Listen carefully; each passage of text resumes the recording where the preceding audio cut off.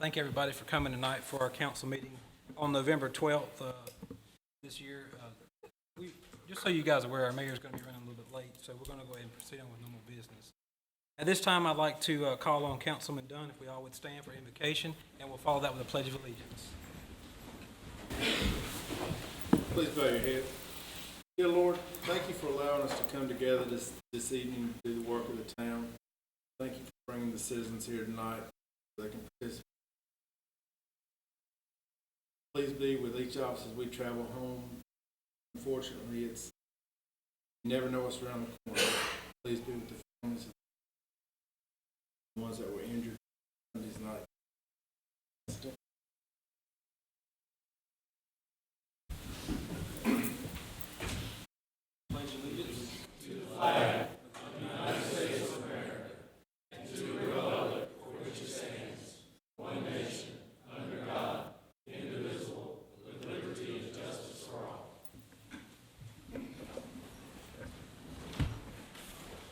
Thank you, Councilman Dunn. At this time, we have the agenda before us, gentlemen. We have a few known changes. The first known change is to remove business item number 1, consideration and request of approval to sell property at 801 2nd Avenue.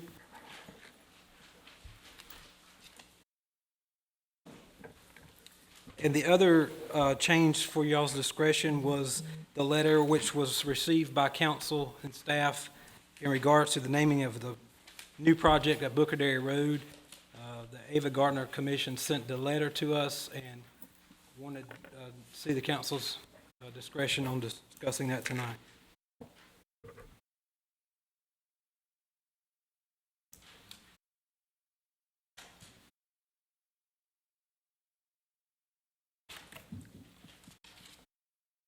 I move we approve the agenda as amended.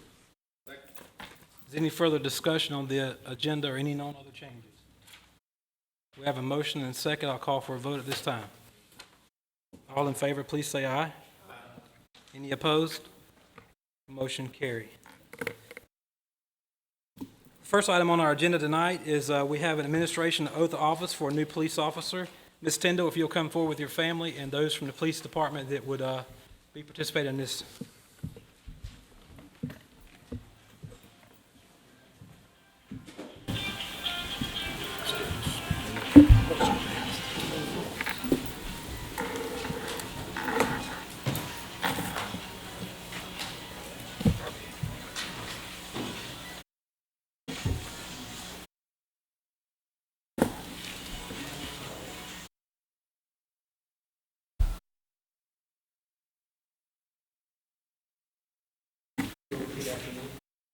I, Angela Lynn Tyndall.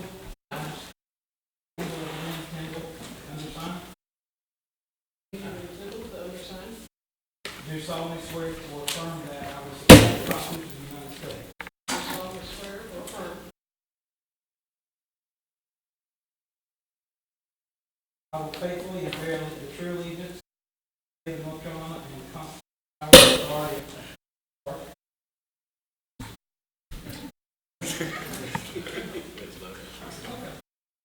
I will faithfully bear true allegiance to the state of North Carolina, the constitutional powers and or may be established for the government thereof. I will endeavor and support and maintain and defend the Constitution of said state. That I will endeavor to support, maintain, and defend the Constitution of the state, Inconsistent with the Constitution of the United States. not inconsistent with the Constitution of the United States. That I will be alert and vigilant and follow the laws of this state. I will be alert and vigilant. I will not be influenced in any way, manner, or account of personal bias or prejudice. That I will not be influenced in any manner on account of personal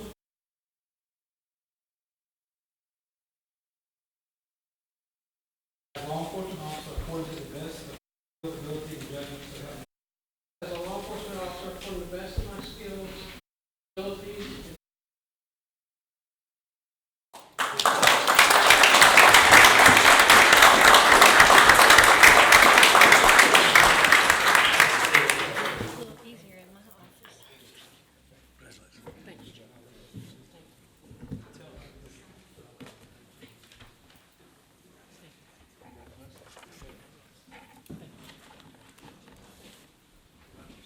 If I may have your attention, we'll go ahead with our next business item, presentation. At this time, I'd like to call Public Utilities Director, Mr. Ted Creedle, to come forward, and we're going to present him with the plaque.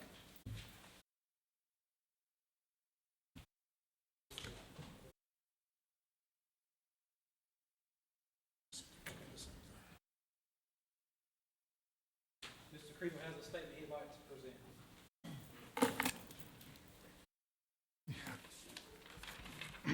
The North Carolina Collection and Distribution Systems of the Year Awards are selected by the North Carolina American Water Works Association, Wastewater Collection and Water Distribution Systems Committees. The purpose of these awards is to identify and recognize municipalities that protect the public health and natural beauty of the environment through the proactive practices of management, operations, and maintenance beyond what is required of their NCDEQ permit. I come before you today to recognize the town of Smithfield as recipient of the Small System Collection System of the Year Award and Small System Distribution System of the Year Award. The town of Smithfield has demonstrated that they perform quality collection system maintenance and procedures through the efficient use of labor, materials, equipment, and innovative methods to keep their collection system in good working condition to minimize health hazards and property damage that occur due to sanitary sewer overflows during both wet weather and dry weather conditions. This award honors the collection system personnel that serve their community with the highest level of professionalism and diligent work in the operation and maintenance of their wastewater collection system facilities. Also in the area of distribution, the town of Smithfield owns and operates 122 miles of pressurized water main, 4 above-ground water storage tanks, and 2 pumping stations, all serving over 6,000 customers. Over the past 96 years, the North Carolina American Water Works Association has awarded the best and most efficient caretakers of water systems throughout the North Carolina's water industry. And for the third consecutive year, the town of Smithfield has won the top honor for the state of North Carolina in their division. Congratulations to the town of Smithfield, Public Utilities Department, and the men and women who work there for both of their recognitions. Thank you, Mr. Creedle. Thank you. Tom, if you will make sure your staff's aware of this as well.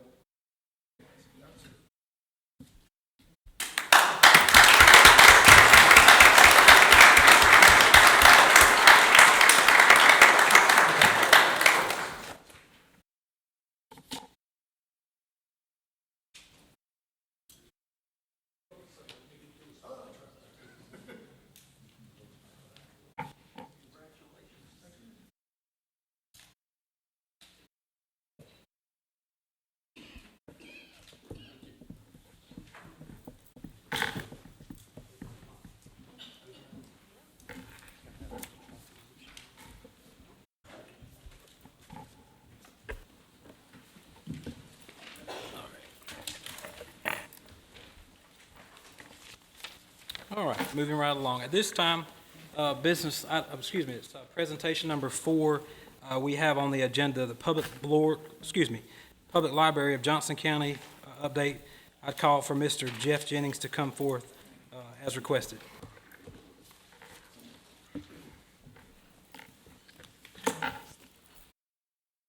Thank you, Mr. Scott. Thank you for letting us be here this evening to share some news with you. Usually we'd like to be here and give you an update on new programming or changes that are happening just down the street, but tonight we've got a little bit more of a pressing issue we'd like to get you updated on. I think it's important, if you will, just take a look. This is the current revenue that the Public Library of Johnson County and Smithfield has. This is our revenue that comes in. The remaining part of our budget over the last several years has been funded by our fund balance that we have, so that's what we've been carrying over from one year to the next. And like a lot of agencies, that fund balance is used to help balance that budget from one year to the next. Over the last 3 years, we've spent about $263,000 in fund balance to help with our budget.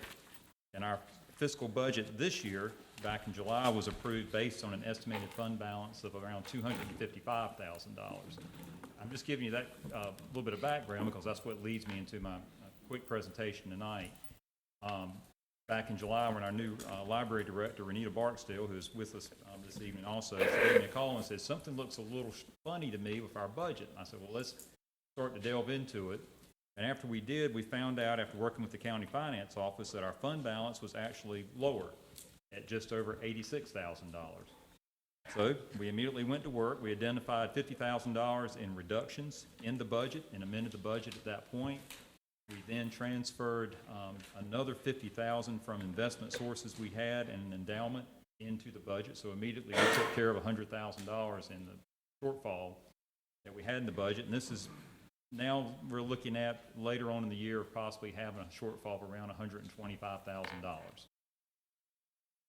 And before I go any further, I want to say thanks to a couple of folks. One is Michael Scott, who's been very helpful over the last few months, along with our county manager and county finance offices. We've been working through these things and coming up with scenarios and ways that we can address this in ways that made sense. And I think it's important to just take a minute to maybe just review how, as a board, we see that we got to this point. Just like a lot of other agencies and all our expenses have risen faster than our income. Since the 2012-13 fiscal year, the county increased its allocation to us by $35,000. In 2014, the town actually reduced its allocation by $22,000 down to $250. It wasn't until this year that the allocation came back up to $270. So, and the state funding has increased about $10,000 in the last 7 years. So with that background, we've been using our fund balance to help keep the budget where it needed to be. And as our expenses were like this, our revenue didn't quite keep up.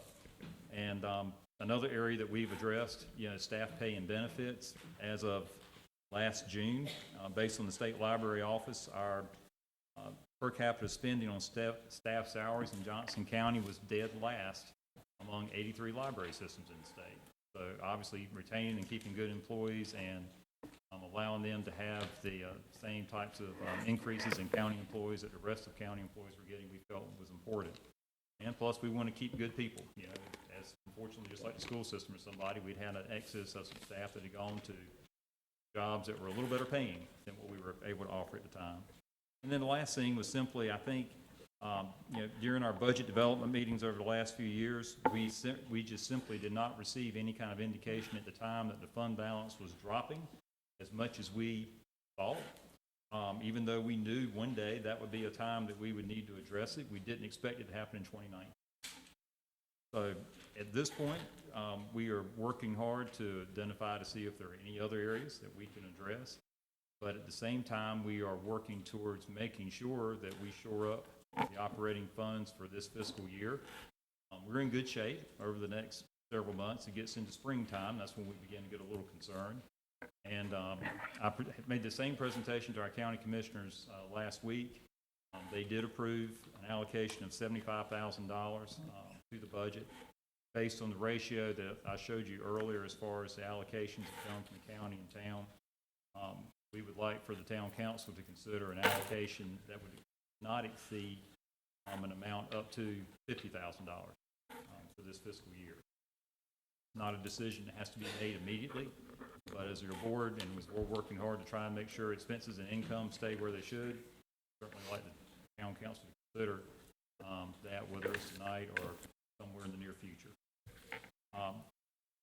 Other than that, there is one question that has come up with some folks, and that is simply, doesn't the board have reserve funds that could be used?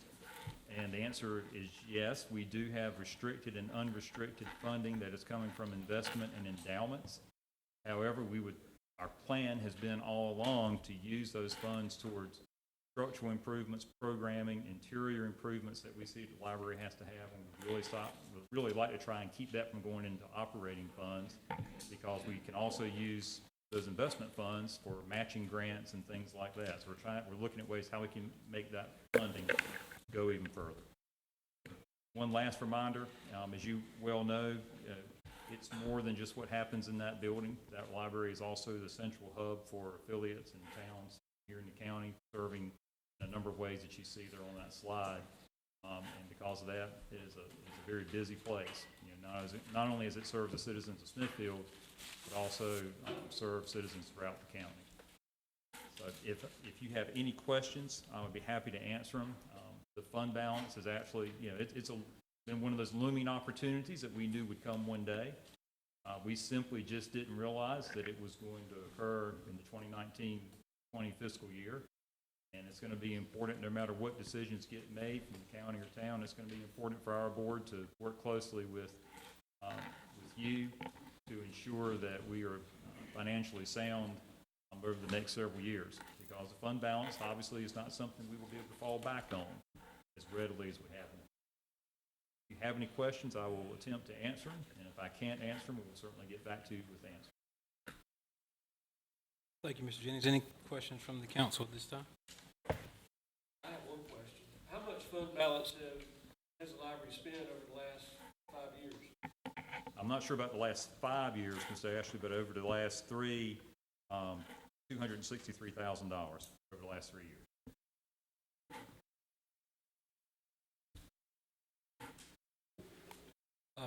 Mr. Jennings, I do have a few comments I'd like to make on behalf of myself as a commissioner.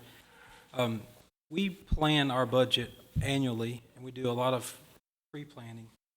And over the last 10 years, we've given $2.5 million to the library, and it is a great thing, and we're very appreciative of the service that is provided to the town and to the county citizens.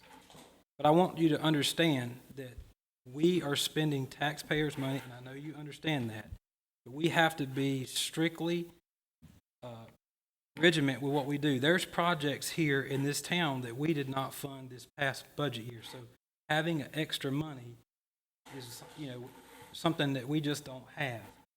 Further, you mentioned staff benefits. Our staff, and some of them in this room, and our citizens, there were things taken away from our staff years ago that still affects the staff today. One of those is longevity. I just want to remind you that business is business, but when it comes down to a budgeting perspective, I think you have to understand that this council has a very tight budget. And I also want to remind you that there was many nonprofits that come before us during the budget proceedings and ask for money. Most of those are within $5,000 to $7,000 for little projects. Some are a little more. The Ava Gardner Museum is one, but the library is the most expensive one we have. So I just want to make sure that you understand that where we're at with this decision, not, it's up to this council how we move forward with your request, but I think that you guys need to have a backup plan because we don't have the extra money that we can just give to nonprofits, such as a library, when these things happen, okay? I would ask, any other comments from the board? I have a question. The budget, what did we, when we approved the budget, did we give what they requested, or did we not give them what they requested? That's my question. I don't have the budget in front of me. Do you know? If we met whatever they requested, they gave us a proposal. Did we provide for that, or did we not? That's my question. During the current fiscal year, they asked for $270,747. We provided $270,000, so $747 less So than what pretty was much we provided exactly what they asked for. this year. Yeah. Previous years, we were further behind than the rest. Yes. So my question then to you would be is, again, as my counselor over here mentioned, one of the things that we do is we have to figure out based upon what people ask us for. And so we do due diligence to evaluate requests. And, I guess my question is, if you guys didn't know that you were going to be that short, because obviously you're considerably short. Yes, sir. And, because if you'd said that we need that much money up front, then, we could take that in consideration when we did our budgeting as we plan all these other things additionally. It's kind of a little difficult, like I said, to come back after our budget's over with and we figure out we had to figure out what we charge people for taxes based upon our budget. We have to have a balanced budget. So, I'm somewhat disappointed that the amount that that you guys requested was not sufficient to meet the requirements that you requested of us. Now you're coming asking for more. Well, You understand? You and me both, because I'm the one that stands here on behalf of the I know board you do. and brings that up. So when I first found out about it, it was certainly a shock for us too. And if I may respond for 30 seconds, I understand the concern. We would be remiss if we did not come as soon as we can, as soon as we could, to let you know this is where we are. We certainly want to be as transparent as possible, and I appreciate what Mr. Scott has shared, and we get that. I think it's the three things that I brought up a while ago. I think it's a combination of a lot of those areas.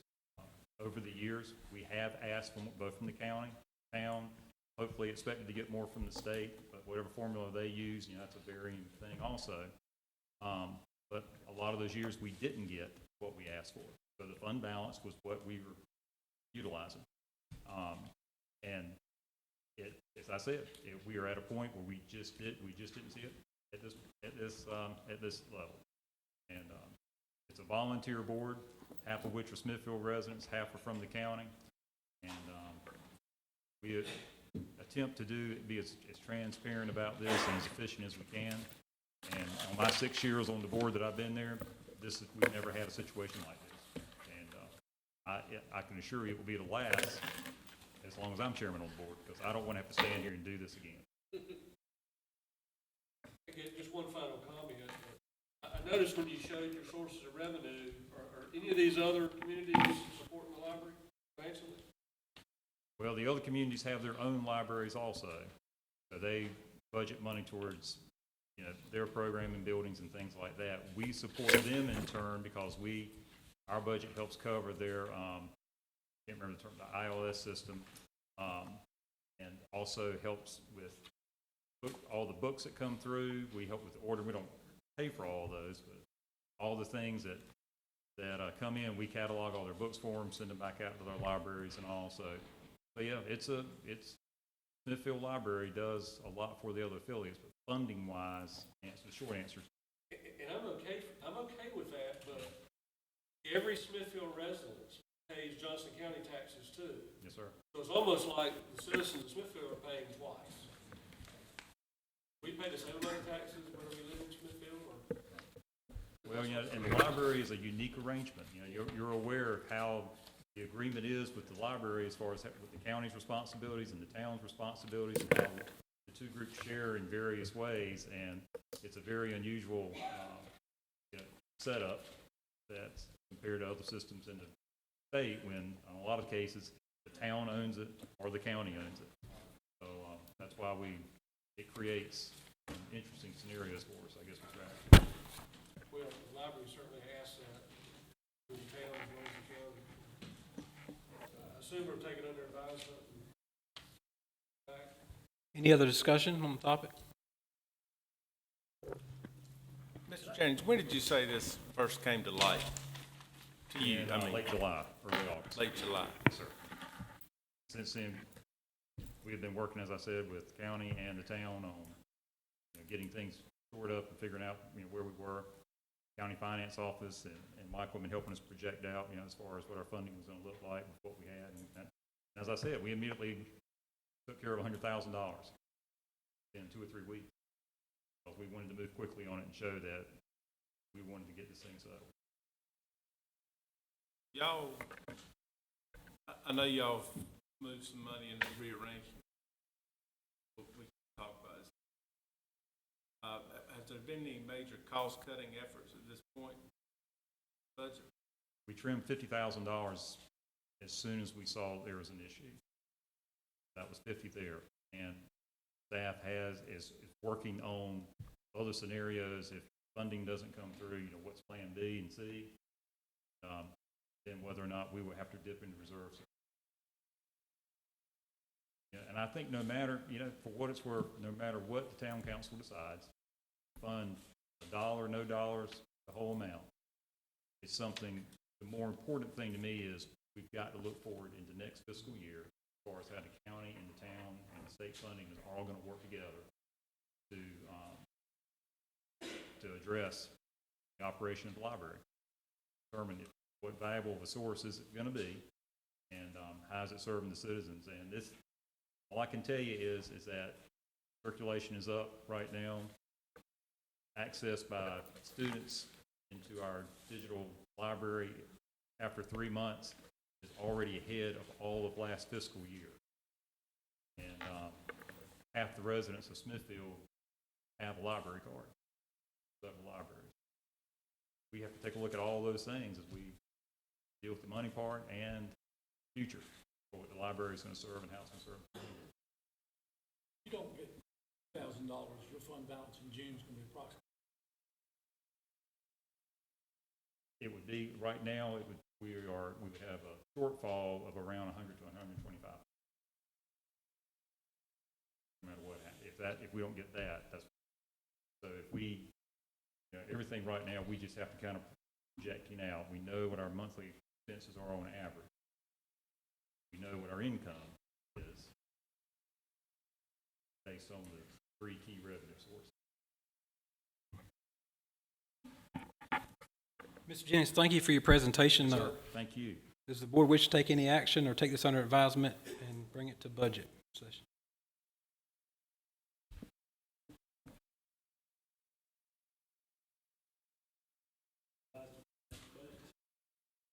Okay.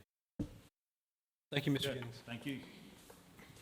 At this time, Mayor Moore has arrived, and I'm going to turn this meeting over to him with a smile.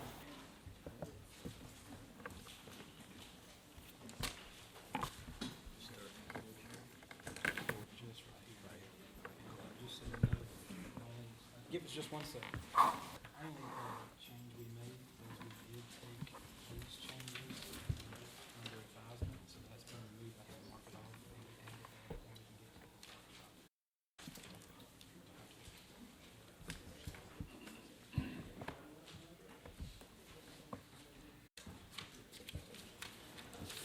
Clerk, I've updated him on the changes to the agenda, and he's going to take over. Thank you, Mayor. Thank you, sir. Appreciate it. Good evening. My apologies for being late for the meeting. We will move on to our public hearings, gentlemen. Our first public hearing is a quasi-judicial hearing, so if there's anyone wishing to speak for or against this matter, please stand now and be sworn in by the clerk.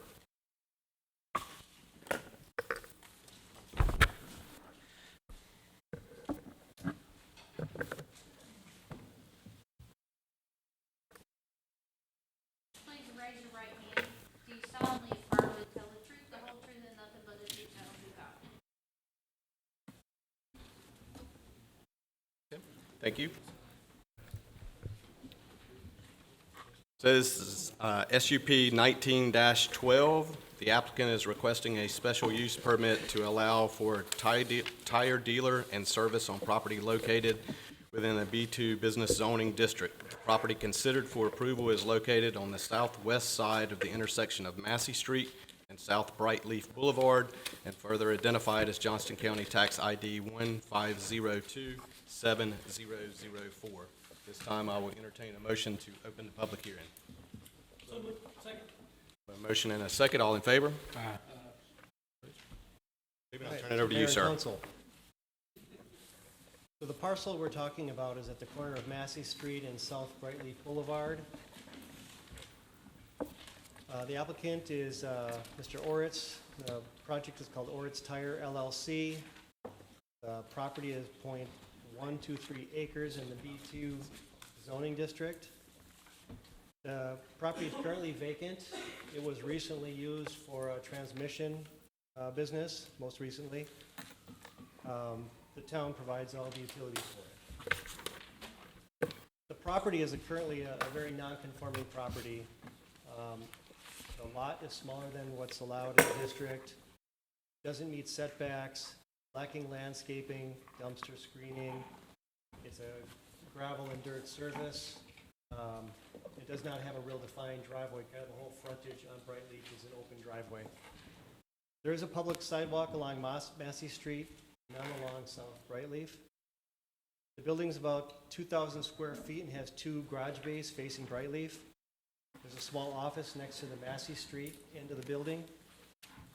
The building has a 0 setback on the rear, so it sits against the rear property line and on the Massey Street property line.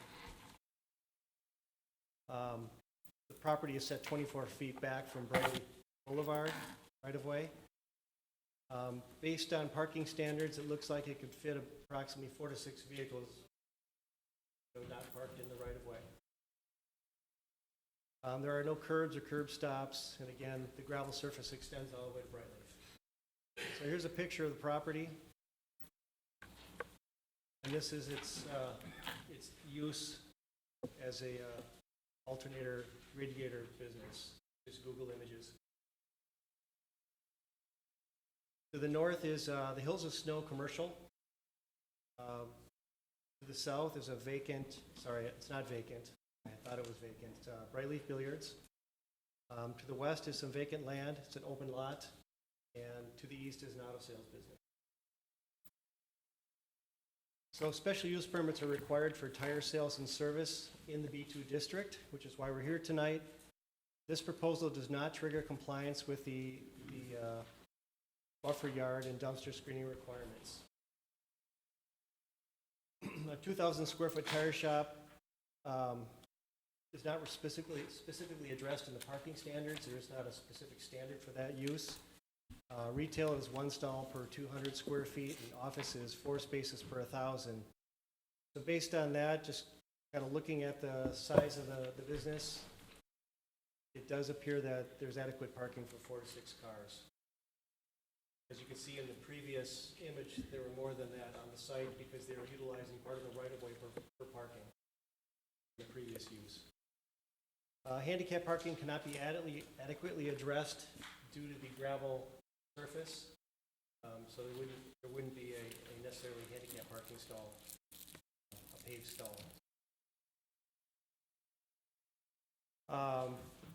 The site has adequate vehicular access with 2 30-foot wide driveway curb cuts. There is a public sidewalk along Massey Street, which is in poor condition, and again, no sidewalk along Brightleaf. Tire display is typical with this sort of business. And there is a concrete apron in the front of the business, which could easily be used to define the tire display. Waste tires is another issue that we often have with these businesses, and our requirements are that tires be stored in a screened storage yard or within the building. There's a condition to that effect recommended.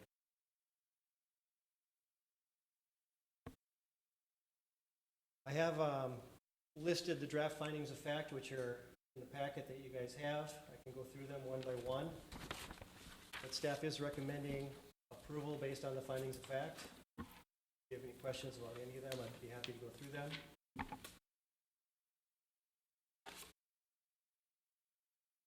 Questions for Stephen at this time? There's no access to Massey Street, is there? No. Could there be? You know, not meeting our standards, the standards from an intersection are 25 feet before a driveway. So you'd be creating another non-conforming driveway. Yeah, I noticed, well, in the picture, there was a chain link fence. I was wondering. Correct. So Stephen, can you touch again on the display of the tires? Sure. Typically, you What you find mean? this tire display with those businesses. They typically stack the tires in front of the building. And you are allowed to have some display with your business. And I'm suggesting that you've got a defined area with that concrete apron that could very well be used for tire display. And could even condition, I've got a condition here that the tire display be limited to the areas on the concrete apron in front of the building. That essentially so you do not end up in the parking lot out on the right of way. That would keep it kind of a tidy and well-defined display area. Would that be for business hours only or all the time?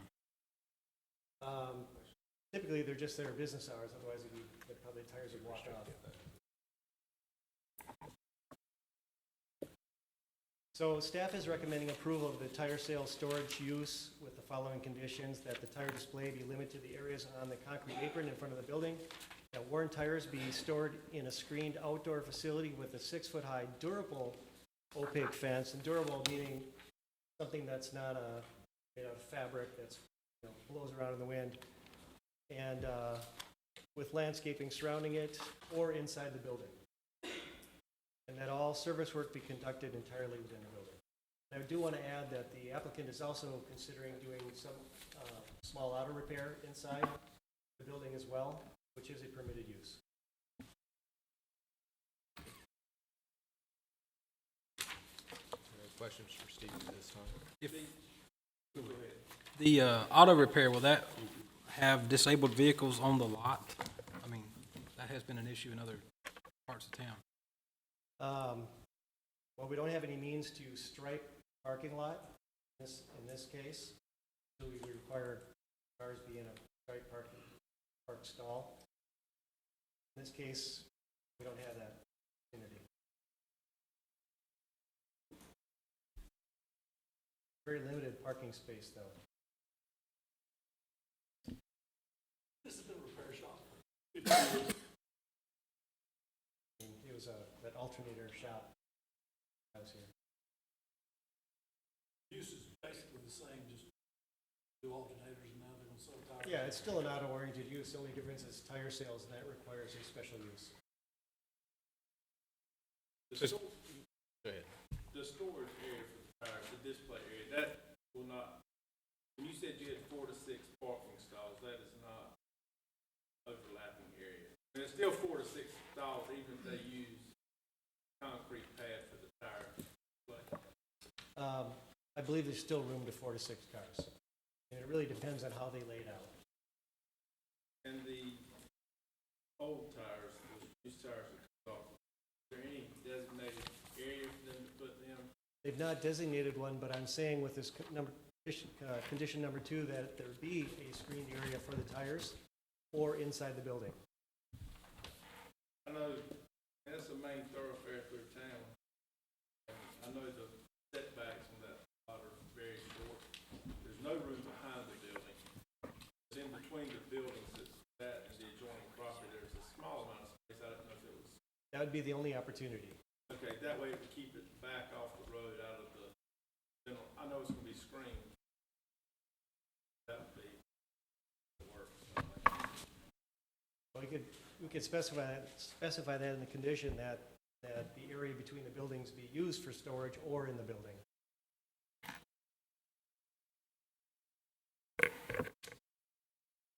It does seem to be, in my opinion, some of the tire sales places that we do currently have that the used tires seem to be stacking up, and that's a concern of mine. All over town, seem to be stacking them outside longer than I would tend to think is normal. So I just want to make sure that you feel like your recommendation as far as screening goes and so forth is adequate from that standpoint. And then the outside display of tires is also concerning as well, because it seems to be more and more, location after location, more and more tires getting stacked up all the way across the front of the building, in the parking lot and so forth. So just want to make sure. So you're talking about the area for display basically right in front of the building? Right in front of the building, that way we have a defined space. Based on the surfacing, we can say, you're out of compliance, you're in compliance. And then, I agree with you about the tire storage, that's why the condition's in here, because we have been chasing similar businesses around town with code enforcement, trying to get them to get rid of the tires. Right. And it is a concern. It seems to be more and more of concern, not only from an appearance, but it's probably more addressed to the fire chief from a safety standpoint and so forth, the storage of that many tires out from a fire standpoint. Yes, it's concerning, right? I'm not saying that would happen in this particular case, right? But I think we need to be mindful of it. It seems to be an increasing problem.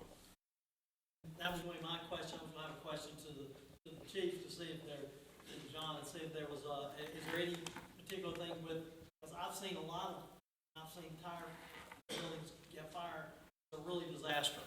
You know what I'm saying? My question is there any special requirement that we need to make sure we take care of related to fire safety with the tire business because of the flammability of the rubber tires? I mean, you know, I'm just saying, from your, from, that you would be aware of.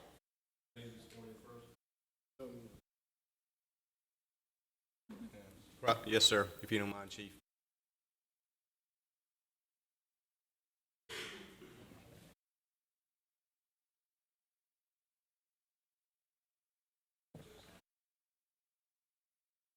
So to address your question about the storage, when fire inspectors go out to look at it, being tire storage, that classifies as a high hazard storage facility.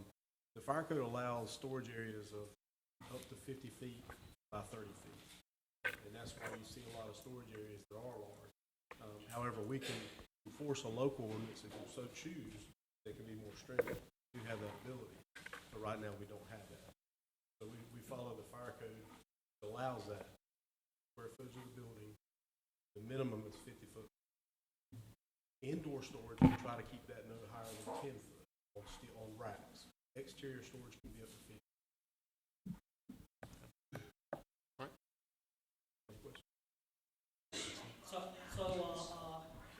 Do we have, so do you guys do the inspections of that?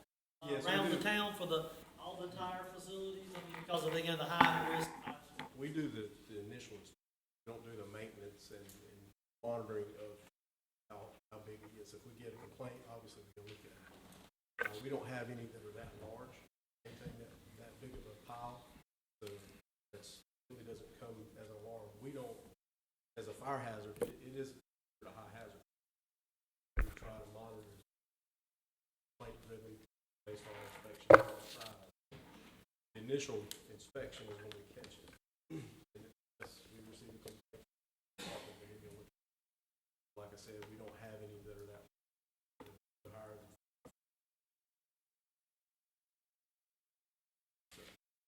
So then one last thing, then my question then would be, then we wouldn't need to put any additional requirements on because you guys will be doing the inspection initially anyway, and to ensure that everything that needs to be done will be done. Yes. So we don't need to add any special requirements, that's what I'm saying, so because you guys will be responsible to ensure that that's, you want approved. That's correct. Good enough. Good with that. If you so choose to add something later. You have a question?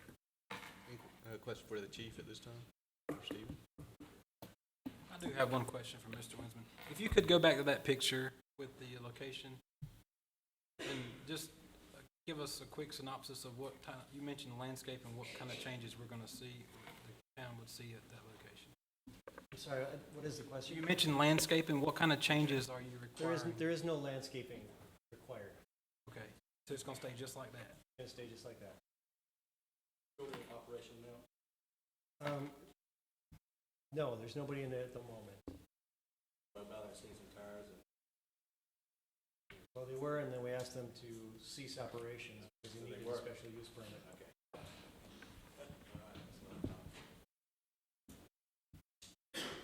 Any other questions at this time? Okay. I believe the applicant is here and has been duly sworn, is that correct, Madam Clerk? So this is a question to the applicant. You heard what Mr. Winsman just stated. Do you agree with what he stated? The building has been painted, landscaping has, those pictures are over 3 years old. Okay. And has been landscaping in front of the building and on the other side in the past 30 days. All right, thank you, sir. As far as the other facts that were presented by the planning director, do you agree with those? Do you agree with the testimony? Yes, sir, and, our storage, he's given 2 options. One, whether to keep these tires, on the, winter side, but, there's plenty of room in that building for So, Mr. Baker, I'll ask you, if you don't mind, you and maybe the gentleman that's going to run the business, if you'll come forward, please. It's easier to hear. We have it with the microphone and so forth here. So if there are any questions from the council, I don't know that. Any questions at this time? All right. Anyone else in the audience wishing to speak for or against? If you will, please come forward and state your name and address for the record.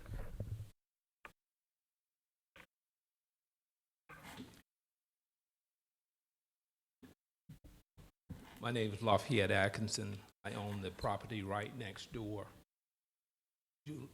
Julian's garage. For the last 25 years, he's operated it as a garage. Not here to decide whether or not he continues to run it as a garage or a special use permit be granted. But I am concerned because 95% of that block is still residential. My business and Julian's businesses are the only ones in that block. Everything else, people still living there. I'm concerned about the quantity of tires that could be stored there. And I looked online and I saw all the different types of carcinogens that could be emitted if there was a fire. I'm very concerned. People sleeping at night. He has a customer that leaves a smoldering cigarette. That place could go up in flames and people could die. So in trying to meet him halfway, I'm wondering if we could limit how many tires that are stored there. And if at all possible, if it's not something he could do now, could he put a sprinkler system in the building? If he's going to change it from a garage, which is only a few cars, to a tire dealership. I mean, across the street, we got Rockside Tire. You know, people living around it. But there, I counted up, there's probably 50 plus people living right in close proximity to that building. So I'm very concerned about what could happen if there was a fire. But the only thing I'm asking is, if you're going to approve it, maybe within the next year or two, you could put a sprinkler system in there. Because I visited some of the other tire changing places, and they got a lot of tires. And I just wonder if the residents will have to move out if there was a fire. So if you can't do it now, in the next 2 or 3 years, sprinkler system, if you're going to change it from a permitted use, which automotive repair under the UDC is still something that he could do. Going to do a special use. Let's get it right now.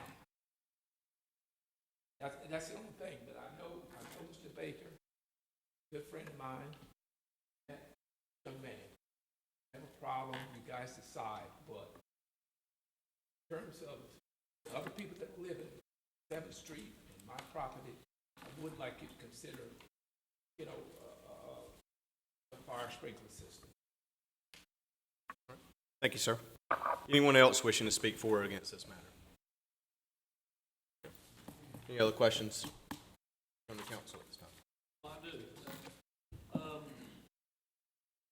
And I'm not familiar with the operation of a tire changing facility. Approximately how many new tires do you think you'll have in stock on average? The new ones, I'm not stocked like every day. The new ones, we stock with whatever customer we need to order. How about, what's the average number of used tires taken off and holding for disposal? But the used one is something every week and they take off the tire, the building. You dispose of, you take the old tires away every week? Yeah, every week. How many tires do you think that would be? How many tires? Yeah. Depends how many customers we have.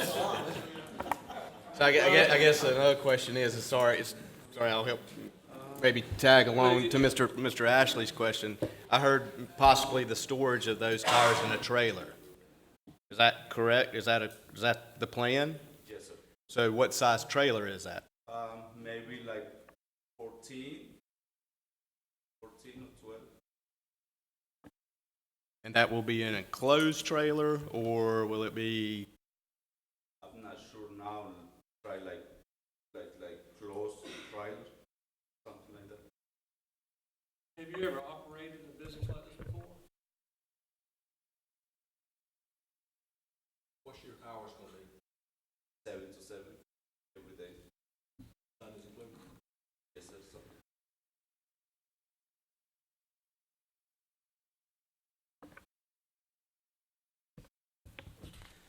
Any other questions? If not, I will entertain a motion to close the public hearing. You said an enclosed trailer, you mean one with sides on it, not a fully enclosed trailer.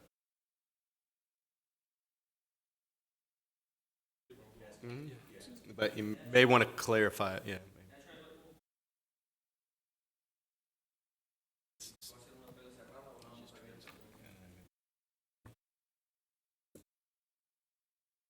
At this time, he doesn't know if it's gonna be enclosed, but the idea is to have a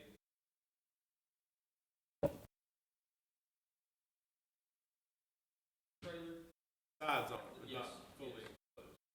It's just an option. Second option is gonna be a fully enclosed trailer. Whatever's easier for you guys, or whatever's best. Doesn't have them currently, but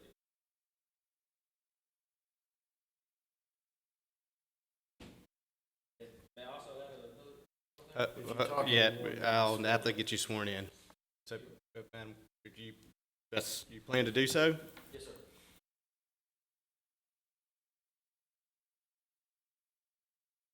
You guys asked him a question just earlier. I don't think he understood. He did operate a business right before this, working at the tire business on lease.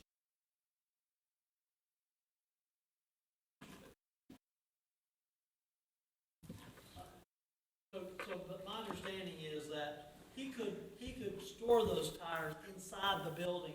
The baker just said he had plenty of room inside, so he could actually, and that's a legitimate way of doing it. So you can actually store these tires inside, you know, and then if someone buy a trailer or do that, he can do that too. But I mean, I'm just saying that based upon the space, there's plenty of storage rooms to meet the requirements of what typically is done, because most people can store inside or outside. You wouldn't ask more of him than you ask of somebody else that's in town already, the same type of business. No, I agree with that, but I do want to add, and I will not name the business, but I go by it every day, and there's been one of the trailers like we're talking about, and the tires are spilling over, and they're stacked up 50 deep, right? Right on 301. And it's not very sightly. So I think we need to be very serious about the tire storage, whether it's inside or outside, and That's why I prefer if they stored them inside in an area that is safe, but not in sight. Because outside, all they can become is this, of course, these stores are behind the back of the building where people can't see them. Someone on the back side's gonna see them. You can't store them behind the because it's up to them. Yeah. But. Building Christmas trees.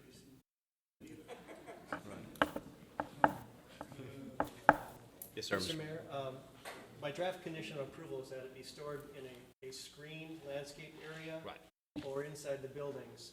A trailer would be completely screened if it had sides and a roof. I know what you're talking about, the big chained trailer, tire spilling over, and to me, that is not a screened situation. Okay. And that's what I wanted to make sure of. It looks like that's what you're saying here.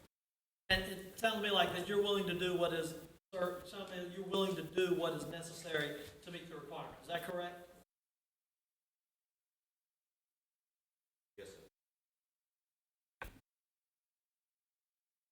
Move we close the public hearing. A motion and a second to close the public hearing. All in favor? Aye. Any other questions or discussion from the council at this time? Not at this time, but in a minute. Okay. I move we approve findings of fact 1 through 8. Second. We have a motion and a second to approve findings of fact 1 through 8. All in favor? Okay. Motion carries. Right. My concern, I like the 3 conditions our planning director has set forth. My concern is the storage. I just want to make sure tires are not stored there for a year, or they're going to constantly be cycled out. And I don't know if we can draft a condition that says, you know, you see what I'm saying, Stephen? I mean, there could be tires sitting there for the next 5 years, as long as it complies with the condition. Is there anything we can, is there a The condition? used tires? Yeah. Is that what you're referring to? We have done that in the past, where we required them to move them off-site within, I don't know how we enforce it, but that was a condition, that they were not left there more than a week or whatever. I don't remember what it was, Henry, but we have done so in the past, yes.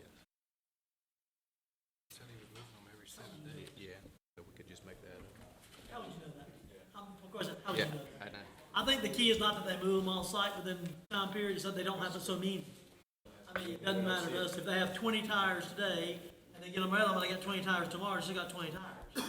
I don't know how we can say you gotta move all in a certain time period. I think you could say, you can only have so much storage of tires on your facility. You can limit that, because that's something you can measure. Other, you couldn't measure how often they take something off or not. I mean, how would you know? Unless you went out to get our guys that goes out and mark tires in the parking lot in town Smithfield. I agree, because tires stay there longer, if there wasn't fire, I think they're not only become airborne, carcinogen, they become a earthborne perhaps underground water. I agree with you, but I still think it's a problem if we have tires sitting there 2, 3, 5 years. Another disadvantage with storing tires is mosquitoes. But again, he said his intent was to take them off every week. That was what he said, he was planning on doing. It requires them to all be stored inside. I move we approve the request, with conditions 1 through 3 as set forth by the planning staff, and adding condition 4 that all used tires will be removed on a weekly basis.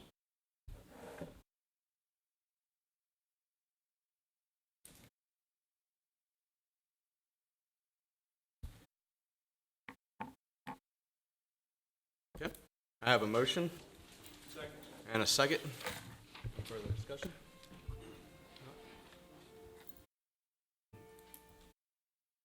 I have a motion and a second. All in favor? Aye. All opposed? Motion carries. Thank you. Thank you very much.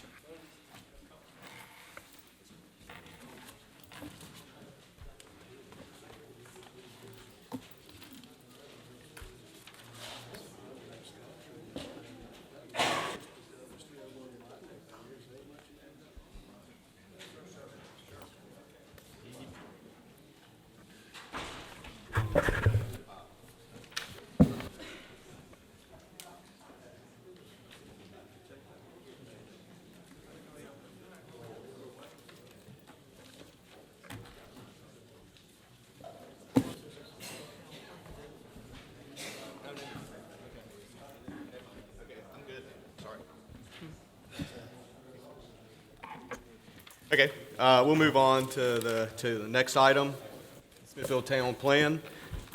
This is not a quasi-judicial hearing, so there's no need for anyone to be sworn in.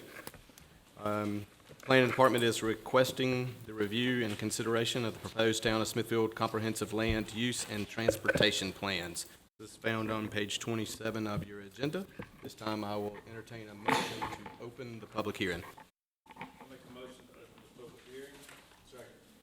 Motion is second. All in favor? Opposed? Thank you, Mr. Mayor and Council. As you know, this has been about a year-long process, longer than a year.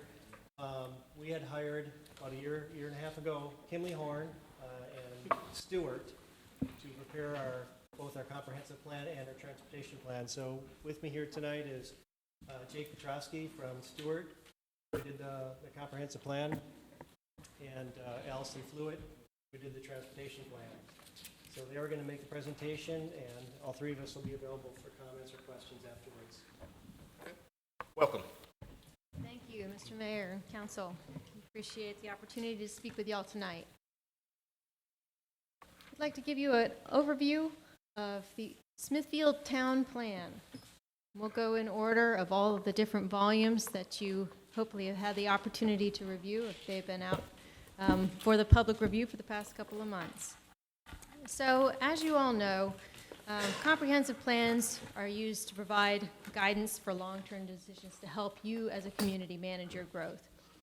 This plan provided us a unique opportunity to look at not only our growth management strategy for the area, but also our transportation plan. Oftentimes, communities do these two things separately from one another, so we applaud the foresight of the town in actually having these two things occur concurrently with one another. It really allowed us, as the consultants, the opportunity to let the two plans play off of one another and inform each other as we went along through the process. As a part of this, we developed a series of plan goals that were global over both the growth management plan and also the transportation plan. I'm thinking about topics such as balanced growth, a vibrant downtown, healthy neighborhoods, community character, and moving and connecting. Our plan organization, we divided it into several volumes to hopefully help everybody focus in on the things that might be of greatest interest to them. We have an initial volume that provides an overview of the plan, as well as our background analysis that shaped the direction of our plan and the data that was used, and a summary of our community engagement. Our second volume focuses on the growth management element, our third volume on transportation, and then we have supporting information in a series of appendices. I'll touch first on the first volume. Jake will come in and talk to you about the growth management plan, and then I'll come back and chat with you about the transportation plan. So our first volume, as I said, was our opportunity to provide that general overview of some of the items that shape the development of our planning process. So we did have our purpose, organization, and those vision and goals that were our guiding structure for this plan, as well as a series of background and analysis, a lot of data that was available either here at the town, state data, local data, even national data. And then finally, a summary of our community engagement process. I did want to hit a couple highlights specific to our community engagement process. This is something that we were very proud of, a very robust process, and again, something that we were grateful to Stephen and members of our steering committee to help guide us in selecting a series of outreach tools that let us approach people and engage with people in a number of different ways. Those included things such as 2 different online surveys, where we had over 360 participants and in the thousands of data points coming out of that. We had 2 public meetings where we had over 110 attendees, as well as face-to-face interactions with stakeholders and community events, where we were able to really dig into some of the specific things that people were interested in. We also met with a steering committee regularly throughout this process. They were instrumental in helping us reach key decision points and inform our process. We also had a very robust advertisement process that included things such as our water bill mailers, the electric sign out front, paid and targeted Facebook advertisements, as well as the website, and then personal invitations from our steering committee and other neighborhood groups. So I'll turn it over to Jake.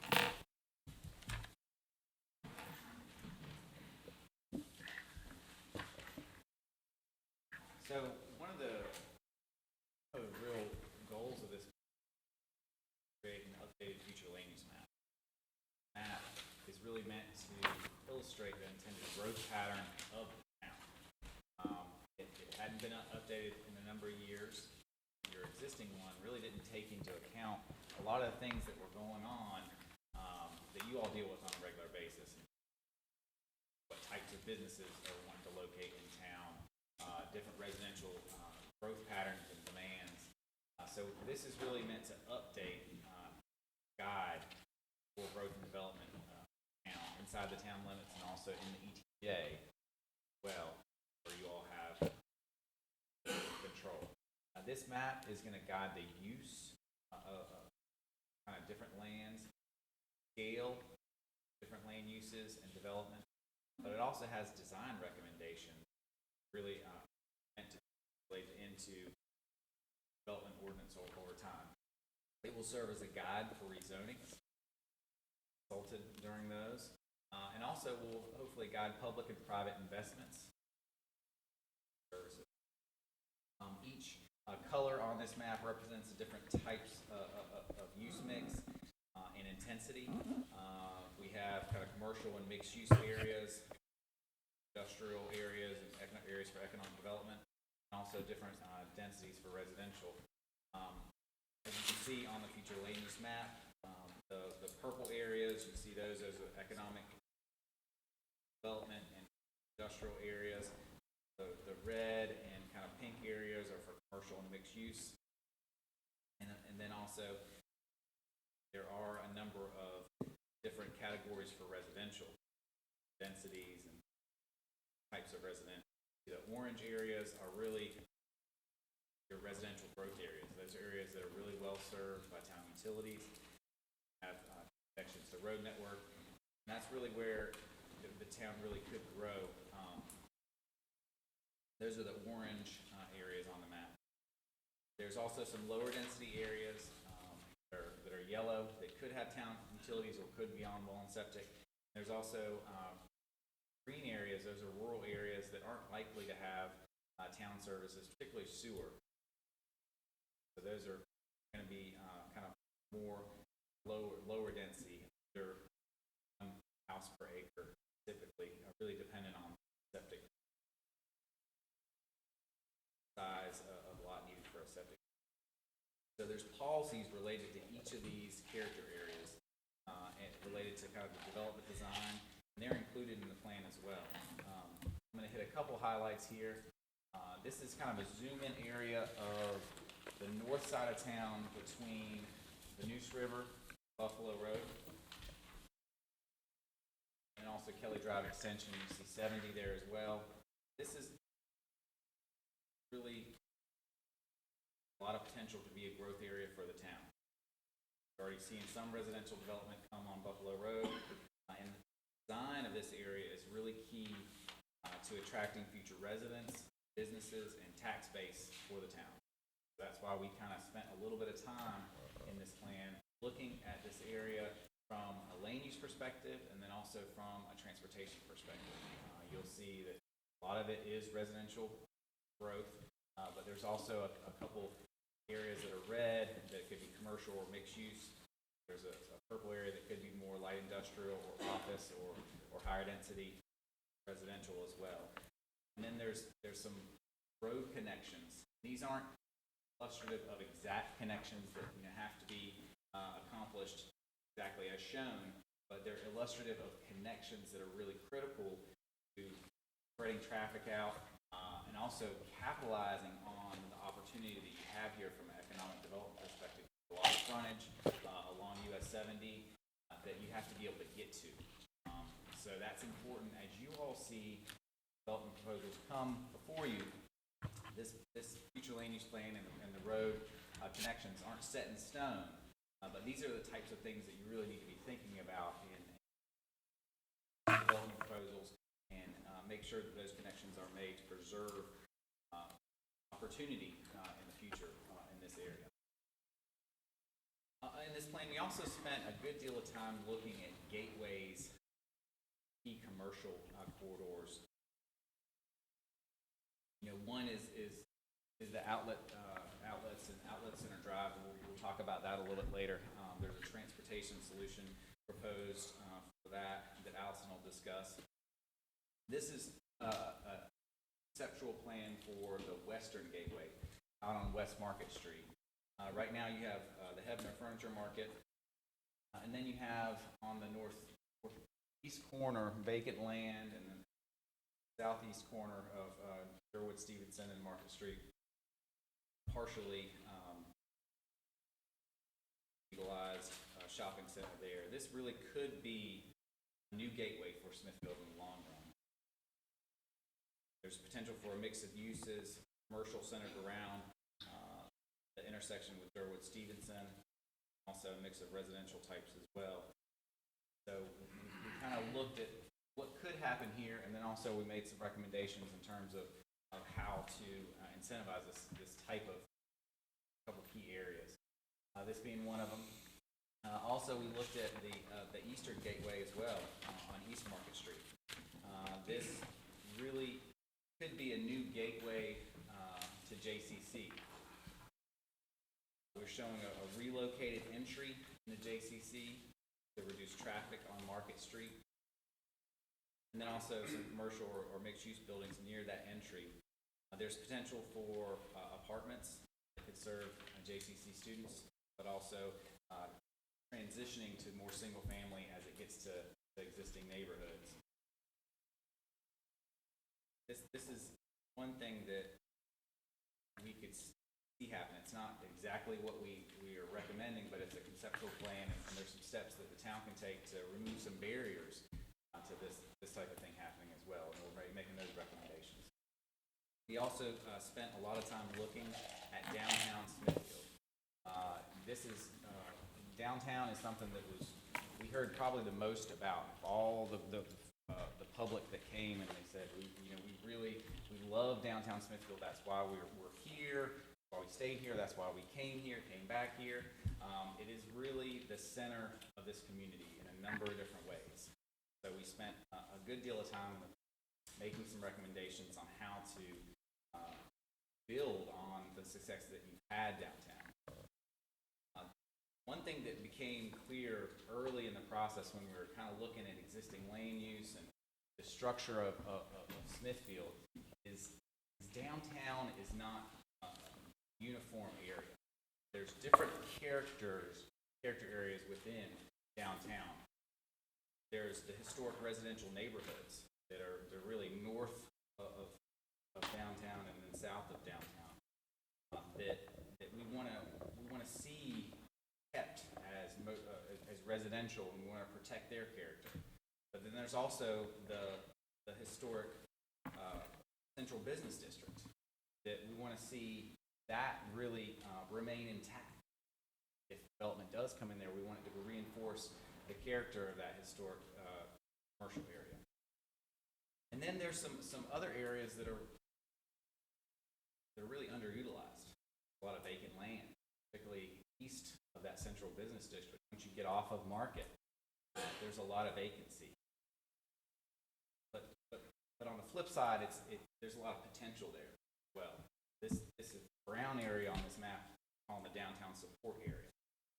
And right now, most of that is zoned R8 for residential development. And one thing that we're recommending is thinking about how this area could support downtown property, how we can encourage infill and reinvestment in this area. So there's some policies, there's some options on how we can encourage that, and a number of options within there, and there's more discussion needed.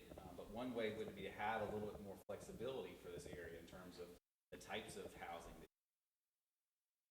Maybe some attached product. Maybe you could have some attached housing product, but it could higher quality. Make sure that there's some design standards in place that really blends well with that historic central commercial area.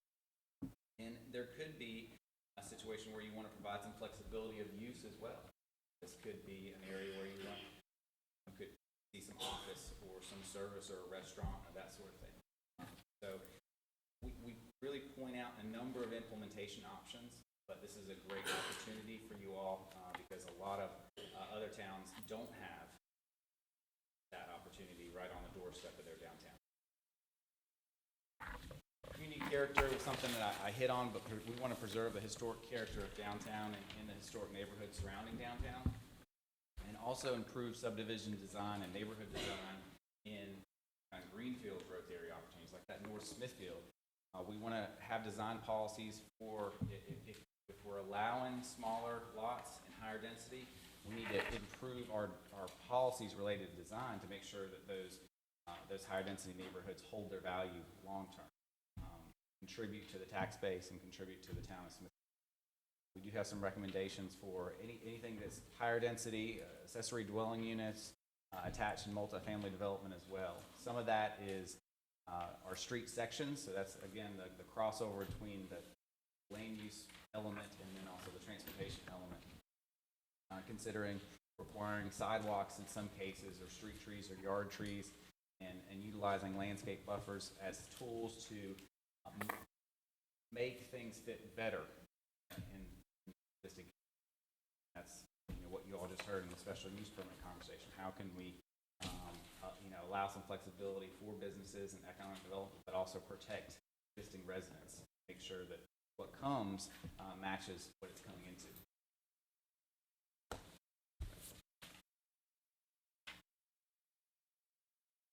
We also touched on environmental protection quite a bit. Part of the design of subdivisions and new neighborhoods is let's think about open space proactively.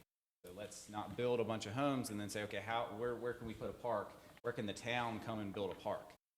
That's kind of doing it backwards. We have to think about where these folks are going to recreate, and it's not all on the town. So thinking about what private development can do to make sure they reserve enough open space, program some open space for new development, take some of the burden off the county, some of the burden off the town. preserving floodplains and tree canopy this is something that had been talked about even in the last plan. Smithfield is a river town. You have dealt with flooding as long as, since 1777, I'm sure of it. But how can we acknowledge that, be respectful of it? How can we actually take advantage of it as well? That floodplain, the greenway is actually an amenity that a number of other areas are very jealous of. They would love to have a greenway come through their town. That could be an amenity for new development that comes alongside it. Speaking of greenways and parks, we did make some recommendations about how to make sure different areas of town are served with parks, and also identified a potential route for a refined route for the Mountains to Sea Trail through the city. And this is important because it is a great asset from getting businesses and residents to locate here, but it's also has a significant economic impact. It has an economic impact now. If we were to connect it to Clayton all the way, then that impact would be even more substantial. Estimated that if the trail is connected to Clayton, the economic impact of that trail would double to $1 million in business revenues or $400,000 in labor annual. So in the appendix, there is an economic analysis of kind of existing versus if we connect the greenway. So think about that as an economic development tool as much as great amenity for folks. So that's a great segue into transportation. So just briefly, our third volume here follows the same general outline that you see in the volume 2. With our brief introduction, then we're able to dive right into our recommendations and conclude with funding and implementation. Just want to hit a few highlights from the transportation chapter of the plan, or volume rather. First, our street typology.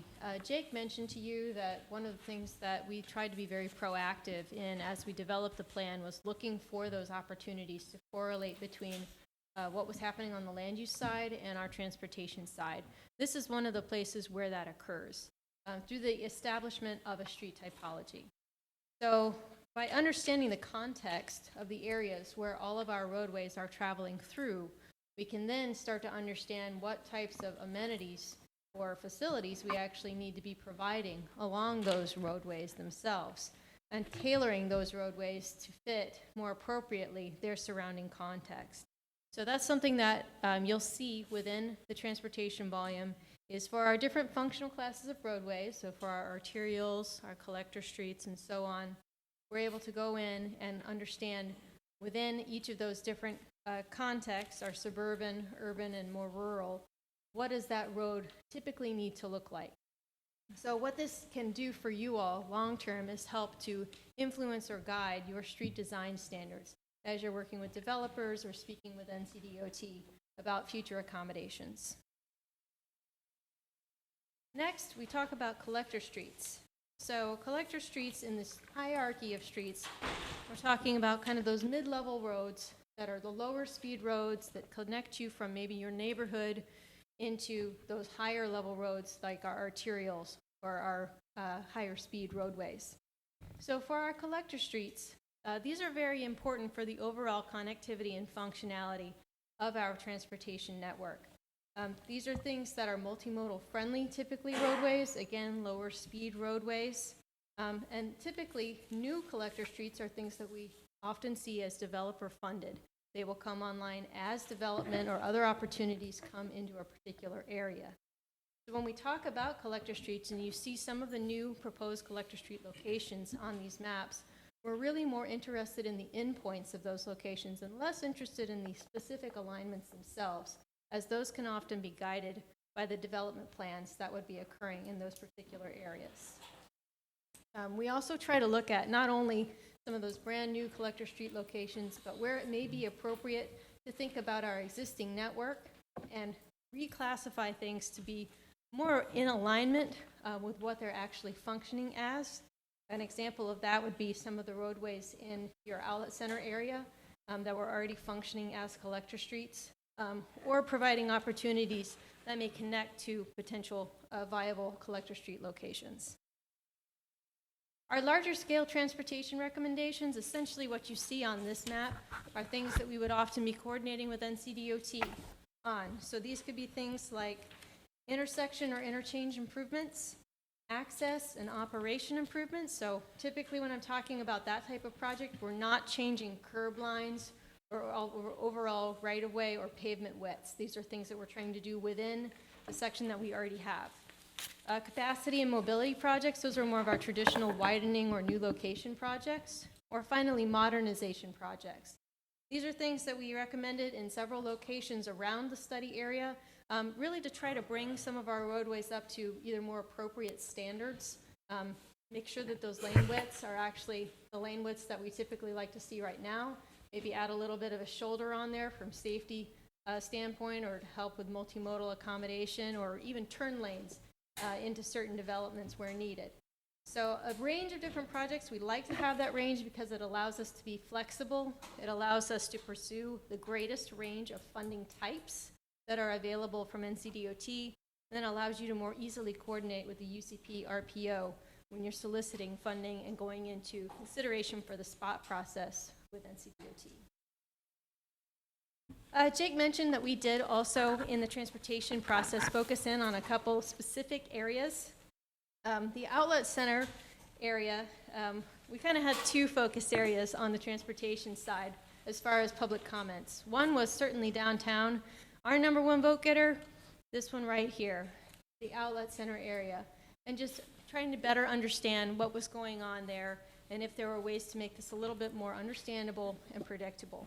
So as a part of this, we actually did look at going out there, collecting traffic movements, did some traffic analysis. We worked with our traffic engineers in our office as well, and then came up with some conceptual level recommendations.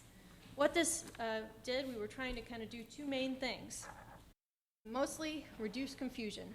How can we reduce confusion in and around the roundabout area and those roads that are leading into and out of that area? Secondly, making sure, as we interface with our partners at NCDOT, that we have a configuration that results in no stoppage of movement for people coming off of I-95. We need to make sure that that continues to be a continuous movement, which a roundabout does allow for that continuous movement. So essentially what you see here is something that takes some of those center concrete medians and puts them in between opposing lanes of traffic, or opposing directions of traffic, I should say. Something that's a little bit more intuitive, that we may all be more used to seeing in other locations, and just generally trying to demystify some of this process. US 70 business. So we're talking about the Eastern Market Street portion leading up to and then on either side of the railroad underpass. So again, we wanted to coordinate with what was going on with the Eastern Gateway project from our growth management plan, but we also want to contemplate what the long-term reality could be for this area.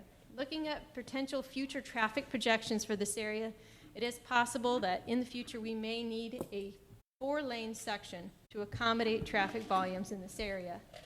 So given that we do have a railroad underpass here, it's oftentimes best to be proactive and recommend that larger section now, so that if in fact that underpass does need to be replaced, that you are accommodating that ultimate section. The other thing we wanted to keep in mind is thinking about multimodal accommodations. With the outlet centers, with JCC, and those big draws on those sides, we wanted to be sure that we have that connectivity and really fostering that gateway feel all the way from our downtown out to those amenities on the other side.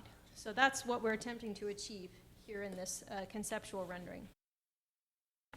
Next, in our downtown, we focused on some particular bicycle and pedestrian enhancements. We wanted to make sure that we were addressing some of the safety concerns that we had heard expressed, particularly along the Market Street area with crossing the road.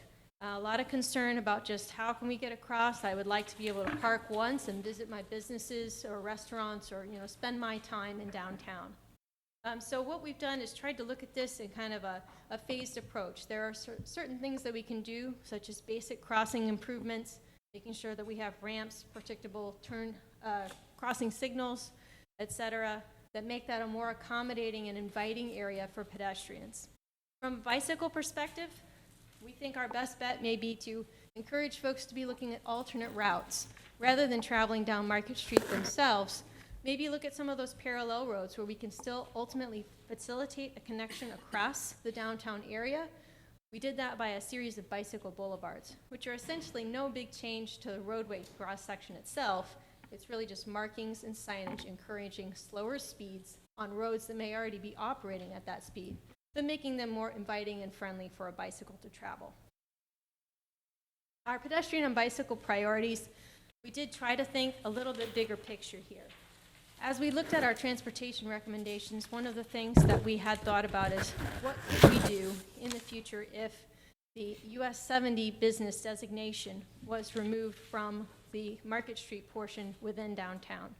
That's something that we explored by potentially looking at connections around the downtown area. If that was something that was able to be achieved, we may ultimately be able to look at reallocation of lane space and making that a more multimodal friendly environment. But in the near term, there are still things like crossing enhancements that we can do, tying in with potential greenway expansions, and then also maybe looking at a downtown plan that can help tie this all together with some of the parking concerns that many people have as well for the area. I don't want to go through all the priority roadway projects. They're all listed in detail in the volume. But again, these have all had cost estimates that have been prepared. They're all in current year dollars. They do reflect a variety of different facility types. And we divided them into near term, midterm, and long term. Now, these deliberately do not have years next to them because this is not a financially constrained plan. But we did want to give you a sense of the types of things that you may want to be putting forward first as you talk to UCPRPO or NCDOT for consideration. Because those are the things, anything that you put forward is ultimately going to be scored and considered. And so you may want to make sure that the things that are tops on your list are the things that they're considering. Finally, we also wanted to look at policy and program recommendations, things that you can do without capital investments. And those could include things such as a resolution of support for commuter rail service, which is being considered to be extended over to Selma, and then also pursuit of a comprehensive pedestrian planning grant. There's already been some momentum underway to pursue that initiative for the town. And then ultimately, as we mentioned, bringing some of the street design standards in line with some of the ideas being contemplated within the Smithfield Town Plan. So thank you very much. We appreciate your time as we've gone through some of the highlights of the town plan, and we'll take any questions that you may have. Thank you very much for the presentation. I think we have some members of the Town Plan Steering Committee that are with us tonight. Would you please stand and be recognized? Thank you very much for all your hard work and dedication.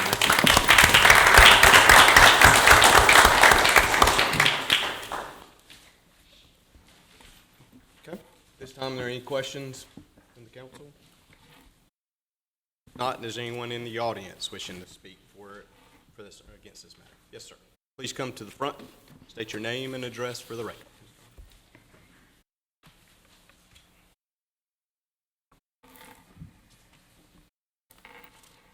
My name is Mark Lane. I live at 2080 Overton Grove Road in Smithfield. And as all you know, I'm a member of the planning board.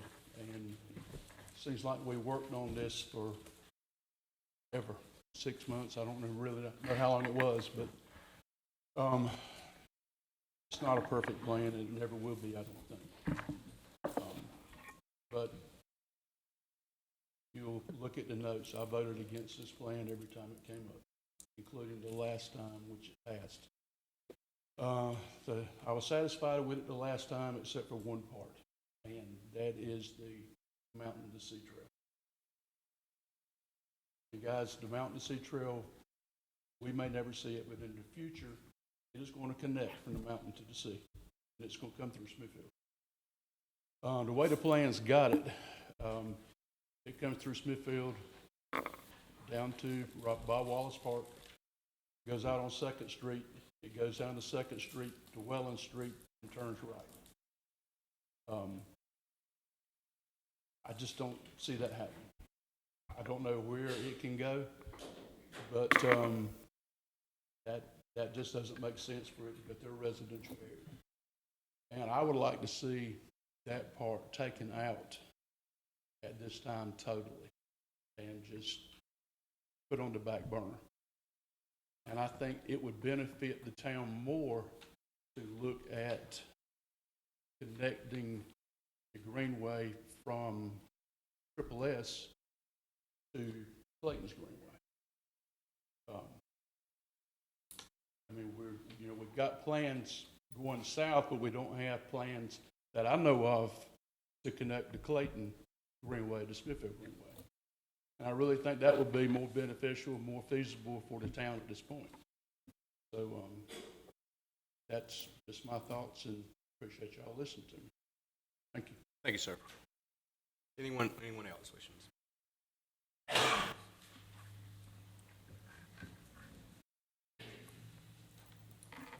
My name is Emma Gimmel, and I had some concerns, and I've told them to Steve Winsman, and these are the ones that we considered taking out, and I'll explain afterwards why. In Volume 1, the demographics map, we want that taken out because I don't think it is necessary. And that's in Volume 1. The Volume 2, Municipal Service District needs to be taken out, all the wording, because it incorporates the North Smithfield area, I believe, and particularly with that demographics map. And then the third thing, we want a firm hard line for our North Smithfield neighborhoods, because as they said in the discussion earlier, this is for land use, and it will be used for rezoning. So we know that if there's not a hard line for the North Smithfield neighborhoods, the density will become high enough for multiplexes instead of just duplexes. So Pam and I have looked over this plan. We've helped Steve Winsman with a lot of our concerns, but the North Smithfield Historic District and the neighborhoods north of Market and probably south of Market too, they'll do the same thing. From Front to 301, we want a hard line, and if you'll notice in the map, it has us in the brown as well as the orange. And so that means that we're not protected and that there is not a hard line for protection and encroachment of multifamily, commercial, or institutional. Mr. Winsman, I believe, is promoting density for all neighborhoods of single-family homes, starting with this growth plan and then straight into higher density zoning for development. And they said that it was R8. As soon as this plan has been put into effect, it will change probably to R10 in a lot of that North Smithfield area.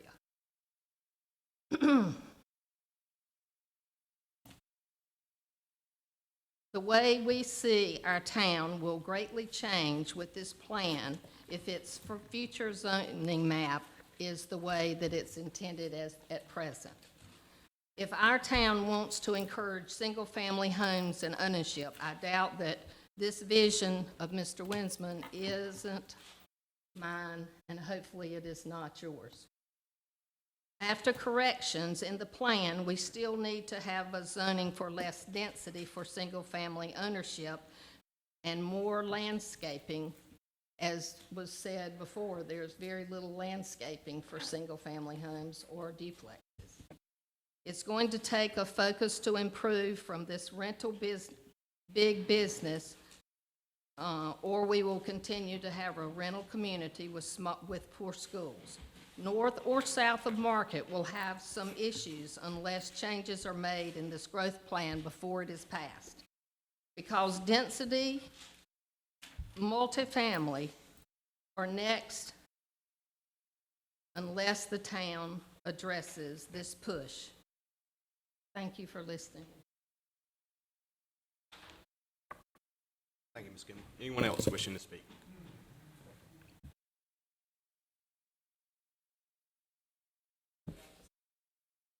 You can pass it out if you would like.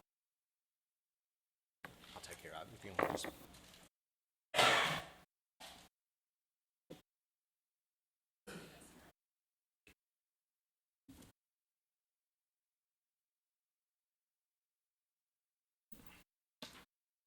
Hello, I can speak. Hello, my name is Kay Kennedy. My husband and I live on South Smithfield, and I'm here tonight to talk about the mountain trail. I have looked back over the minutes of the draft of the planning board's meeting on October the 3rd, 2019.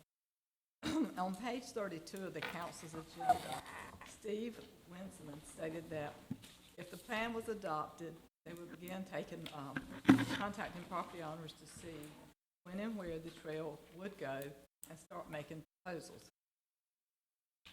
As a citizen of South Smithfield, I am concerned that the trail, I'm concerned where to be put. We have talked to Smith Rainier, who is with the North Carolina Parks and Trail Services, and she says that the trail should be up to the people. It doesn't have to be west of Smithfield, or it doesn't have to be in East Smithfield.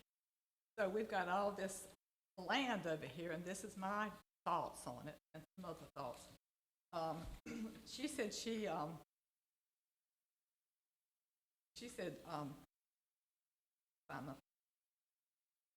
that they did not have funding for this. We would have to get grants, loans, and do this ourselves. So here is my ideas. I have 6. That the western side of the river is less populated and should be easier to get the property. Eastman. Also, downtown development already owns 25 acres on the western side of the river. When the Clayton extension comes in on this trail, it would probably be on the western side of the river. Everybody. The bridge that goes across 70, which is the Neuse River, has a perfect place for it to connect. It has walkways to the Buffalo Creek Greenway. It's an existing bridge. It does not have to be built. It's there. And then the 5th thing is the Mountain to Sea Trail plans to go to Howell Wood, which is out on the western area.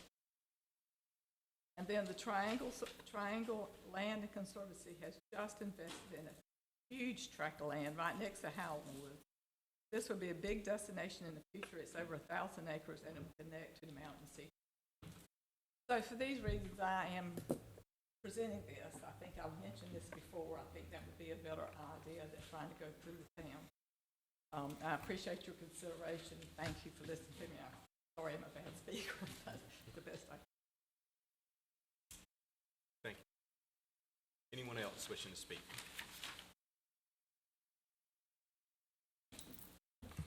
Okay.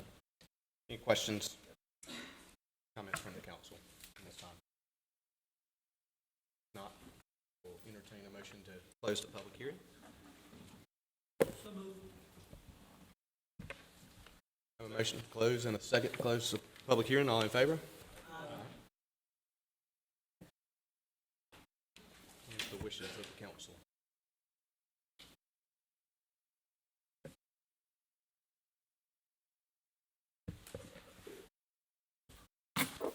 This is a fairly extensive plan, and this is the first time I've looked at it in any depth. And I know this is not a firm exact size, but I know we've had people come before us before for different requests for their businesses, and the first item that comes up is, in our comprehensive growth plan, this is set. So I really wish we could take a little more time and thoroughly review it. Planning department's had it, planning board's had it for, I think Mark said about 6 months. Y'all looked at it soon. I'm sure it did. I mean, there's no urgency to this matter.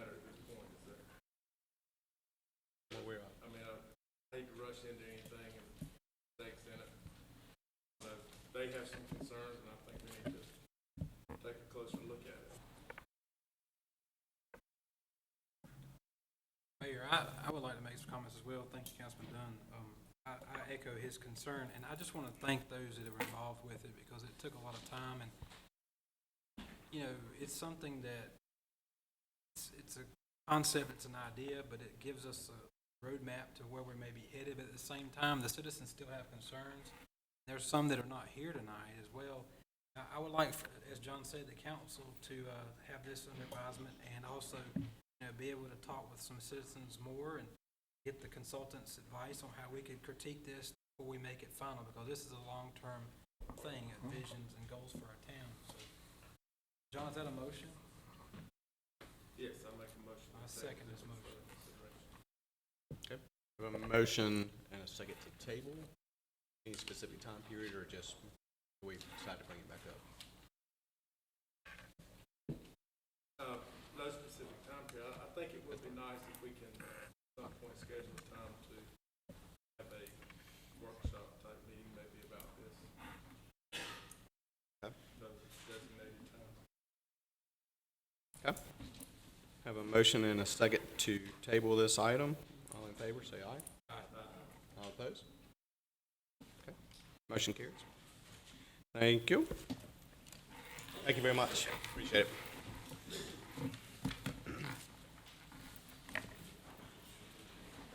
At this time, we'll move on to citizens' comments. If there's anyone wishing to speak at this time, please come forward, and I will call on Mr. Ross Lampy, since he's already informed me that he would like to speak. Welcome, sir.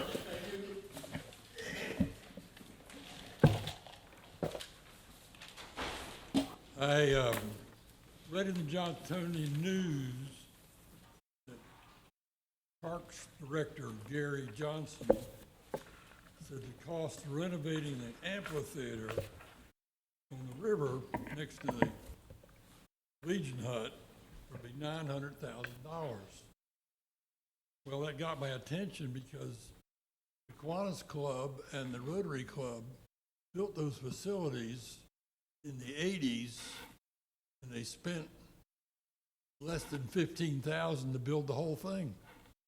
And that included the $500 architectural fee from Harry McGee. It cost $8,000 to build the amphitheater, a stage, and that was done by the Kiwanis Club. And the Rotary Club built the benches on the hillside, and they spent about $4,000. So the total cost was somewhere around $14,000. And it was done to supplement the Ham and Yam facility in the April of each year. The Chamber of Commerce asked the Rotary Club and the Kiwanis Club to build those facilities for the Ham and Yam event. And so it was taken on as a community project, and the town put $4,000 into the amphitheater, the building, and they put $4,000 into the hillside with the seats. It cost the town $8,000. And the Kiwanis Club and the Rotary Club paid the rest. And I believe if you'd call on them again, if those facilities need repair, I believe those clubs would be glad to help. Any questions? Questions, Mr. I Lampy? do. I'd like to thank Mr. Lampy for coming tonight. He is a long-term resident of Smithfield and a very wise man, and it's a pleasure to talk to you at times. Mr. Lampy, you said ask them to make repairs. What would your vision be for that area? I'm real curious. I like it the way it is. We ran the lumber mill. We made the 2x4s with tongue and groove for the flooring so they could be sanded. And after a big flood, we sanded the floor one time after it was built, about 10 years later, to make the floor smooth again. But it was built to withstand floods. It's all treated lumber. They put screen wire underneath the rafters so the birds couldn't roost in the rafters. And it's easy to maintain it. It's well built, and with a little bit of repair, it can be brought into first-class shape.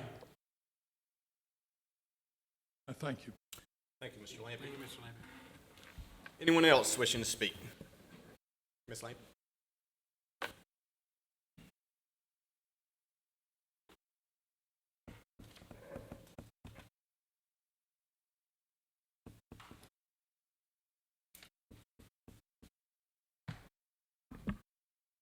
Good evening, everybody. Looks like it's Lampy night tonight. But anyways, tonight I would like to speak on the business item on the Johnston County's request to place the forced sewer water main within the town's sewer easement. And by the way, I'm Pam Lampy at 415 North 2nd Street. Tonight, I would like to respectfully ask that you table or deny Johnston County's request at this time due to several concerns. The first concern is our water plant and reservoir expansion are still undecided.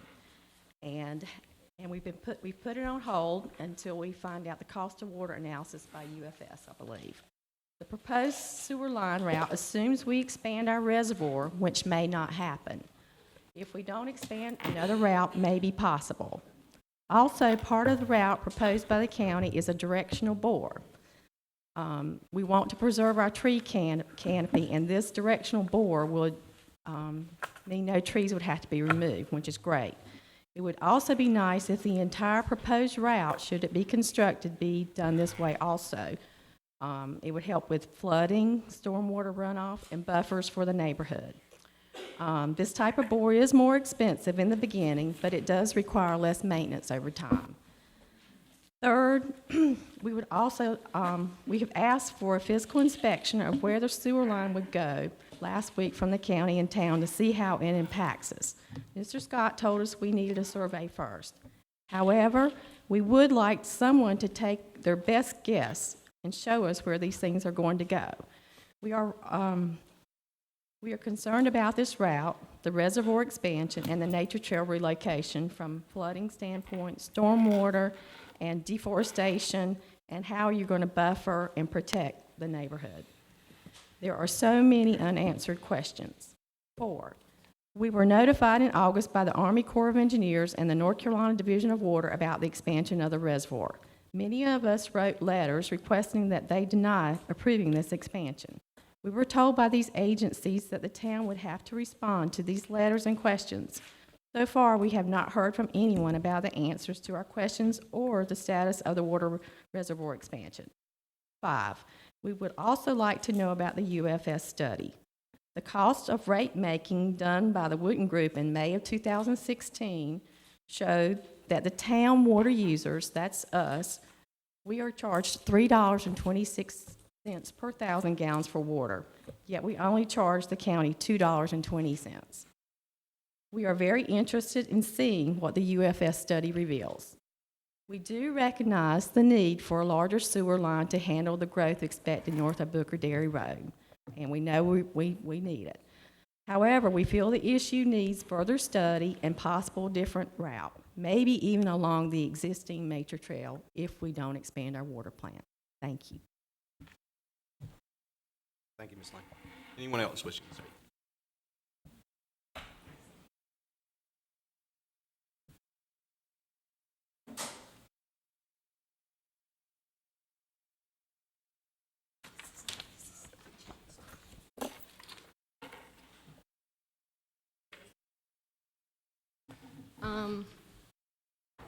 Mayor, Town Council, Mr. Scott, and town staff. I'm passing around some pictures. One is of my Uncle Sam, who's 102 and was a veteran.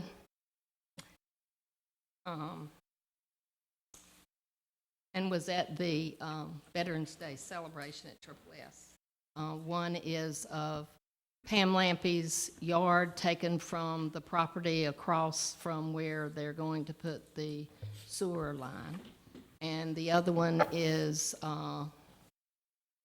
a picture of showing a survey that has been, a preliminary survey flag, I guess, or stake. This has been a very difficult thing for me to do, but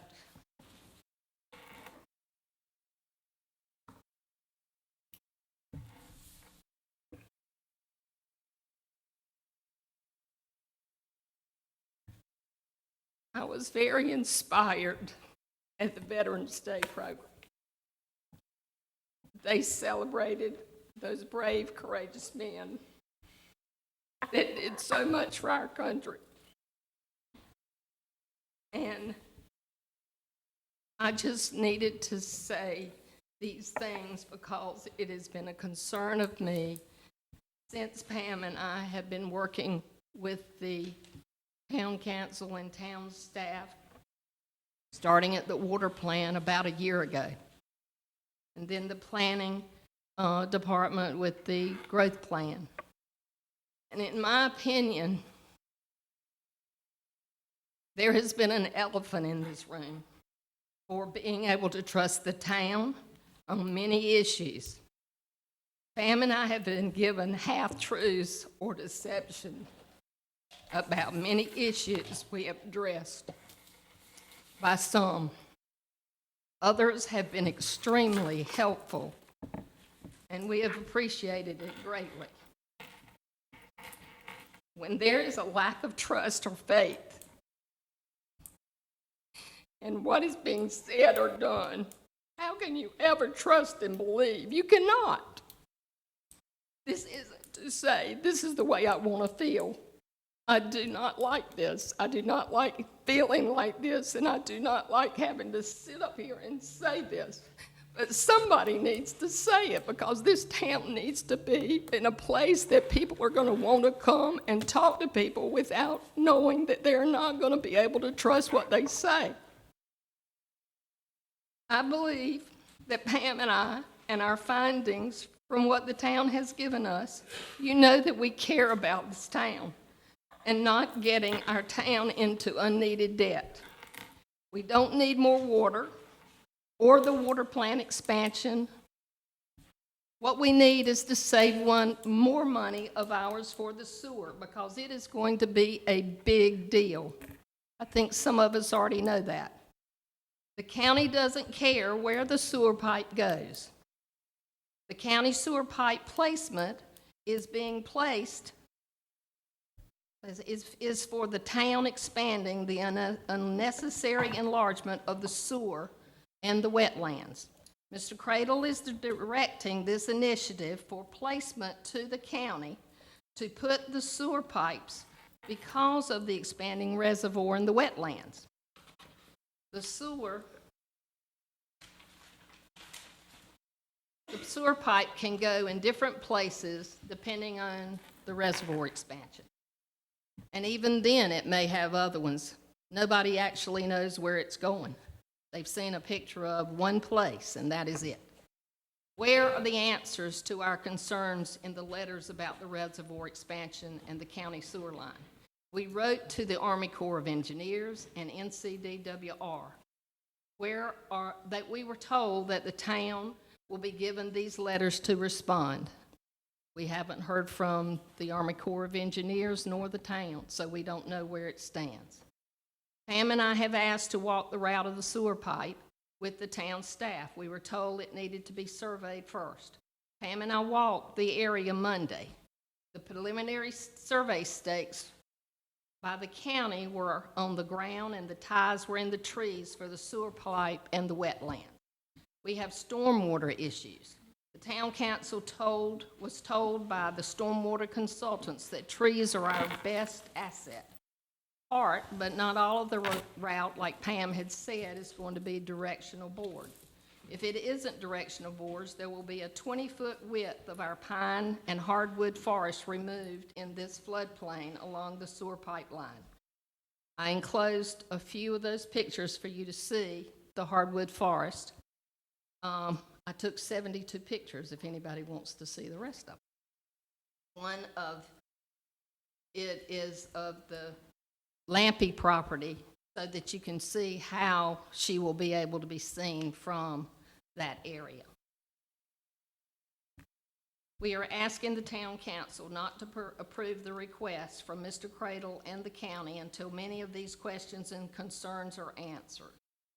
I'm sorry for not being able to be whatever, but I did the best I could. Thank you for your time listening to my concerns. Thank you, Ms. Gill. Anyone else wishing to speak? Okay, we'll move on now to the consent agenda.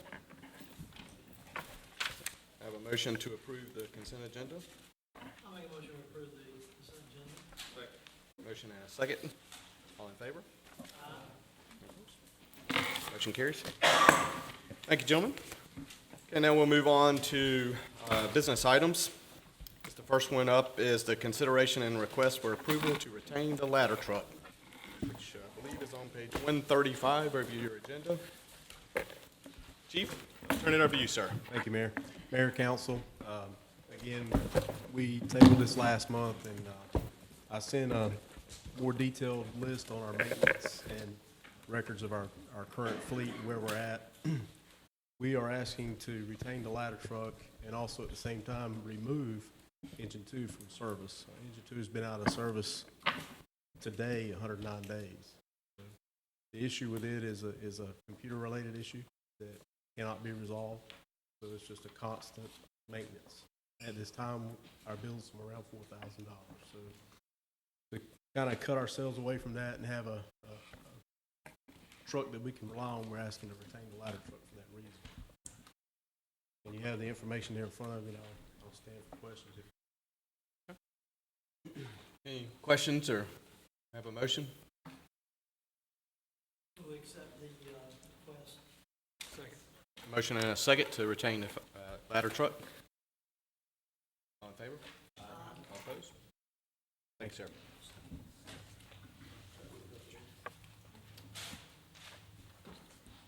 Okay, we'll move on now to our next item is the consideration and request for approval to allow Johnston County to place a force main within the town sewer easement along a portion of the Neuse River. Ted, turn it over to you, sir.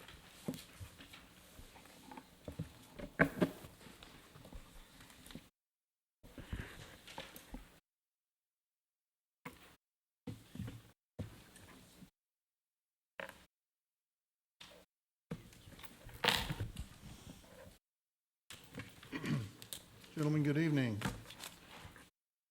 Tonight I'll be speaking about the request that Johnston County Public Utilities is making and that the town staff agrees is a good idea. So we will investigate what is being requested, where these proposed improvements are actually going to be located, and why we think the request should be granted. To begin, what is the county actually asking for? Johnson County Public Utilities Department is undertaking multiple improvement projects countywide. One of these projects is the upgrade of the Buffalo Creek Lift Station, which is located on town water property behind the water plant. The upgrade to this lift station will enable the county to provide additional sewer allocation to areas on the north side of the town that are currently undeveloped, but will be developed in the near future. This aerial view may better depict the potential for future development. Part of this specific upgrade project is the construction of a new discharge force main, which will take the sewer from the lift station and convey it all the way to US 70, where it will tie into the existing county sewer line. In order for the county to construct the new line, they have requested that we grant them a utility easement through the water plant property and to co-locate their pipe in a portion of the existing town's sanitary sewer easement. What I've just described may be better understood if I can show you the location of the proposed discharge sewer force main. The existing lift station is depicted here as the small red box behind the water plant. The pink line represents the current discharge pipeline. This light blue line is Buffalo Creek. Also shown in this aerial is the existing reservoir, the existing Greenway Trail, and the Neuse River. Please note that the existing discharge pipe continues southward behind the Lampe track, Ogburn Pond, and across multiple private properties until it ties along US 70. The proposed pipeline will take the sewer from the lift station and head westward across the water plant property and under the Neuse River as depicted by the red line. Once this line is across the Neuse River, it will co-locate inside one of the town existing easements and then continue southward. Once the new line reaches US 70, it will cross under the existing roadway and tie into the existing line along US 70. This is the actual proposed easement map. It shows the actual routing through the water plant property. Please note the little jog to avoid the wetlands intrusion. In fact, the proposed route did everything it could to avoid impacting wetlands and stayed as far north as it could so as not to affect any proposed future reservoir expansion, whether that happens in the near future or in the very far future. The second page of the easement survey map shows how the new line will be co-located in the existing town easement. It'll be on the outside edges. So why is this proposed easement a good idea? Simply put, the upgrade at Buffalo Creek Station allows the area north of town to continue to grow. Without this upgrade, future sewer allocation for the projects on the north side of town would be in jeopardy. So the project, we think, is a good idea. Why this particular route? This route was chosen because it affected the fewest number of landowners, just the town, and avoided current wetland impacts and the future impact of an expanded reservoir, whether that be a year from now or 20 years from now. Further, we can find no existing easement map of the current route on our property. It seems like so many other occurrences in the past, there had been an existing force main without a dedicated easement. It seems that way. It was always there and it never seemed to bother anybody, so why worry about platting it? This would obviously clean that up. It would remove the town from any tertiary or any kind of responsibility involving having an active sewer line on our property that wasn't our own. So in summary, Johnston County is upgrading their sewer lift station. They're asking for an easement across the water plant property, and then that to co-locate down our easement on the other side of the river. Town staff believes the request was the best interest of the town because it allows the town to grow, giving us further sewer allocation. And they'll begin this project later this winter. So this evening, I'm asking for the council to allow this easement and co-location to go forward. The exact agreement will only be ratified and the map will only be signed once the town attorney and the county attorney agree on the wording in the agreement and once town staff has approved the proposed plat. Thank you for your time. I'd be happy to answer any questions you may have. Here with us this evening also is Ms. Chandra Farmer, Director of Johnston County Public Utilities, who could also help address any questions or concerns you may have. Any questions for Ted? Mr. Credo, what was the timeline for the existing pipe? Do you have any idea? I'm sorry, I didn't. The timeline that the existing pipe was put in, the force main, that this one's gonna co-locate with. Is that one of the pipes that was originally Smithfield's, potentially? That I,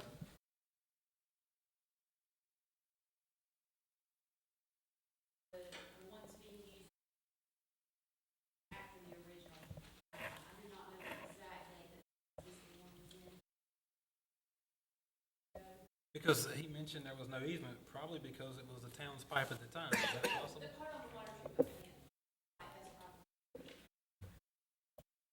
Chandra, do you mind coming up Yes, front? I'm sorry, but since we're recording it, since they we're want to get recording, you it on might be mic. easier to hear. I'm not sure if there'll be any additional questions, but if so, any other questions? How much of this is going to be forward versus above grade?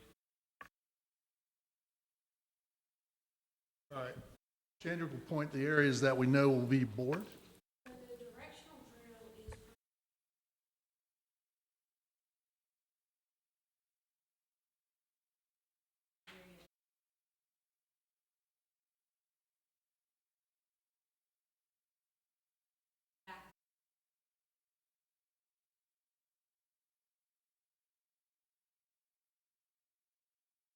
So essentially, 2/3 of it is bored underground, and the other will be open cut trench and then obviously repacked and seeded. Now, this part, of course, the along the town plants, that will be open.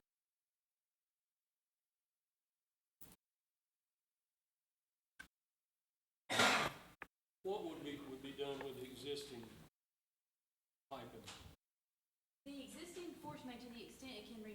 operation, we may use that to still get flow out of the station, or be able to get more flow out of the station if we maintain a load. We're still looking at our planning. It'll depend on the amount of flow that comes through there and some future planning as to whether we abandon that in the future.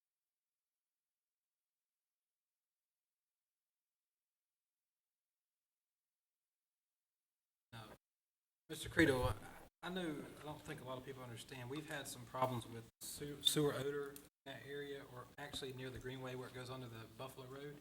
Does this new pipe have vents? Well, so if this is a force main, which is a pressurized, it will be required to have air release valves where it would vent those high. Where would that be? Do you have any idea?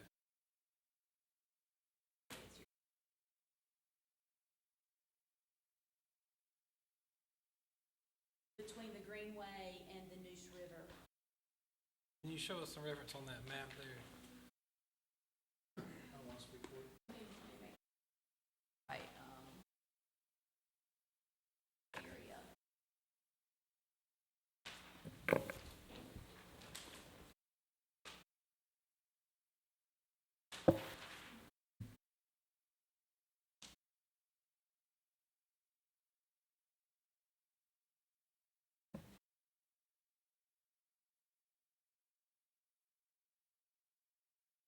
And some of that's on the plans. So, that would be in this vicinity. There would be.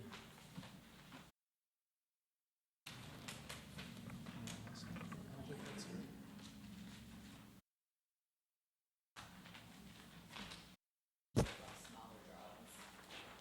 Okay.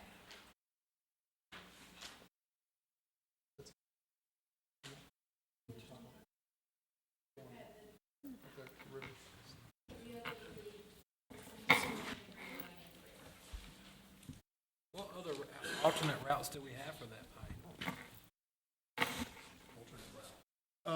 As we can see from that, we didn't choose an alternate route for two very big reasons. One, we're trying to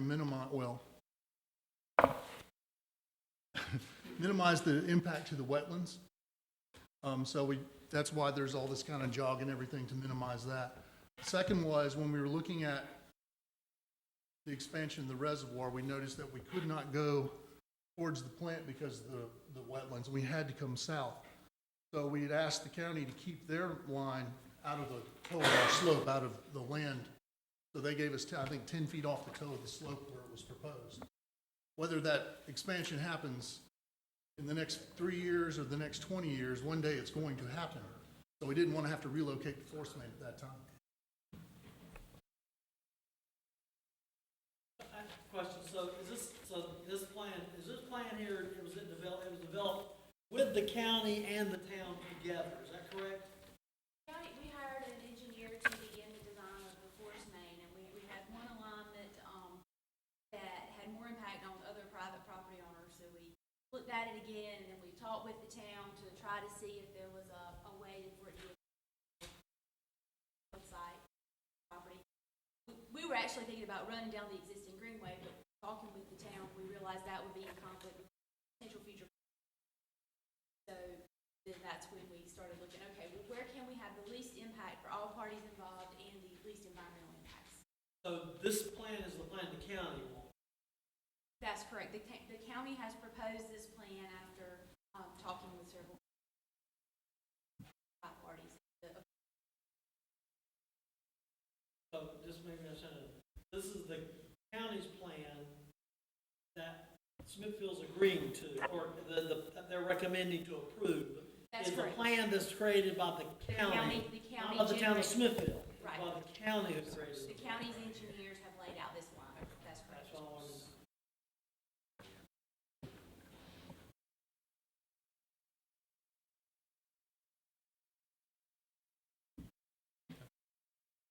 Any other? Who owns the land where the new line is? The town. Or is that from the cemetery? The cemetery is just to the south.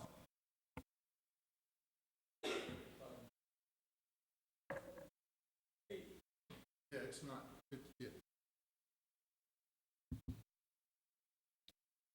You have Oh, a that- picture of the existing line, Ted, I think it would show better. The existing line? Right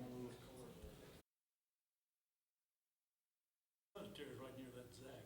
Yeah, well, it doesn't extend off the road, even if it goes back to. Pull up the next picture, I'll show you exactly. Oh, you know, all right, well, yeah, let me. But in that Second Street right there, There you go.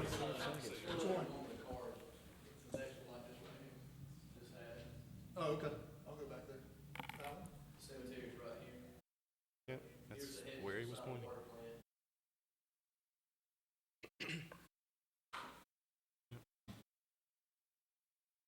Shannon, where was that bin? You had two bins. So the one area we have was at the water plant site. You know, there was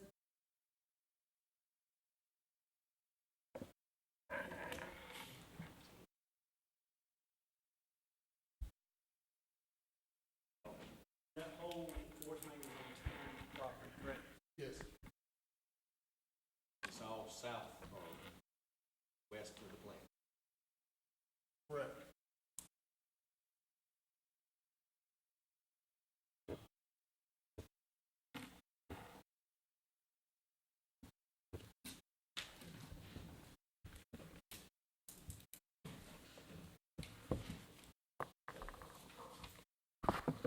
Mr. Mayor, if I might make a comment. Sure. This time. Just for a matter of record keeping, the council did receive a email letter from Vic Ogburn III at 409 North Second Street. He asked that that letter be part of the record. While we don't actually make the record part of the minutes, I do want to make a record that you did receive the letter and you have it in front of you during this meeting. Thank you, Mr. Mayor. Thanks, sir. Any other questions, comments? Mr. Mayor, I recommend we approve the request. Have a motion to approve? A second?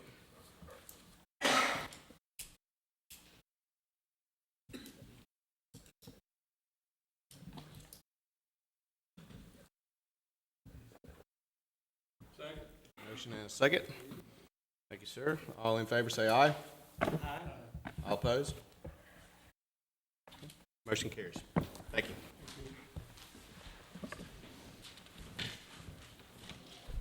Thank you, Chandra, for. Mayor, can I ask a couple of questions before we move on, just for clarification?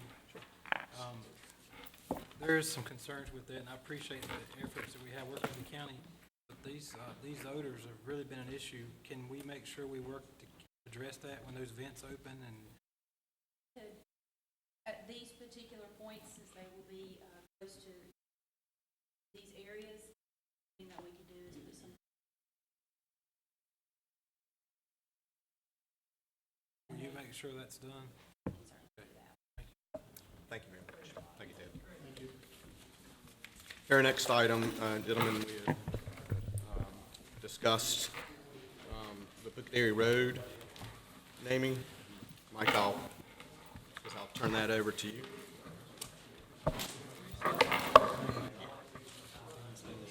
Pretty much, right? You just-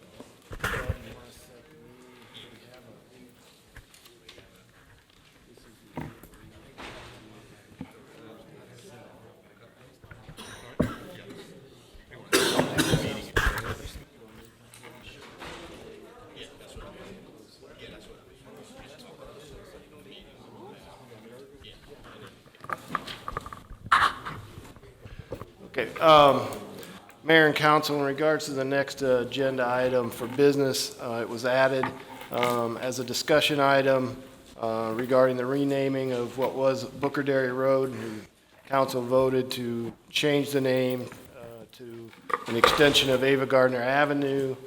We received a letter recently from some of the board members, including the board chair for the Ava Gardner Museum, asking us to reconsider that name, asking us not to name the road Ava Gardner Avenue, and the council has set an agenda item to do that. What I would recommend is that we table this matter until we can have a workshop when we can discuss that. Y'all participated in a bit of a poll today. This Thursday, the 14th at 7 p.m. seems to be the best time for everyone to attend. I realize not everyone can attend then, but we have 6 people that can attend that meeting. And I would ask that this item be tabled until Thursday at 7 o'clock here at the council chambers for further discussion, and that we recess this meeting instead of adjourn it to make that happen. Yep. All right. I have a motion to, we'll just recess at the end, correct? Okay. We'll take that under advisement, correct? And then I think we should announce that we will have, when we do recess, we'll recess until at the 14th at 7 o'clock, just so, because when we come out, the media might not be here. Okay. Yes, sir. Sorry. Is the availability on that at 7 o'clock, is it gonna be done any earlier, or is that?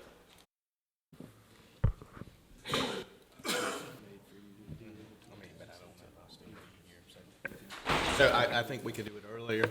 Jim? 6? I mean,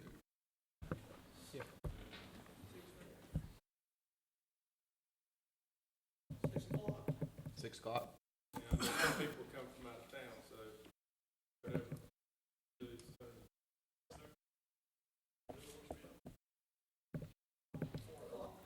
All right, so what do you got, 6:30 or? I won't be there.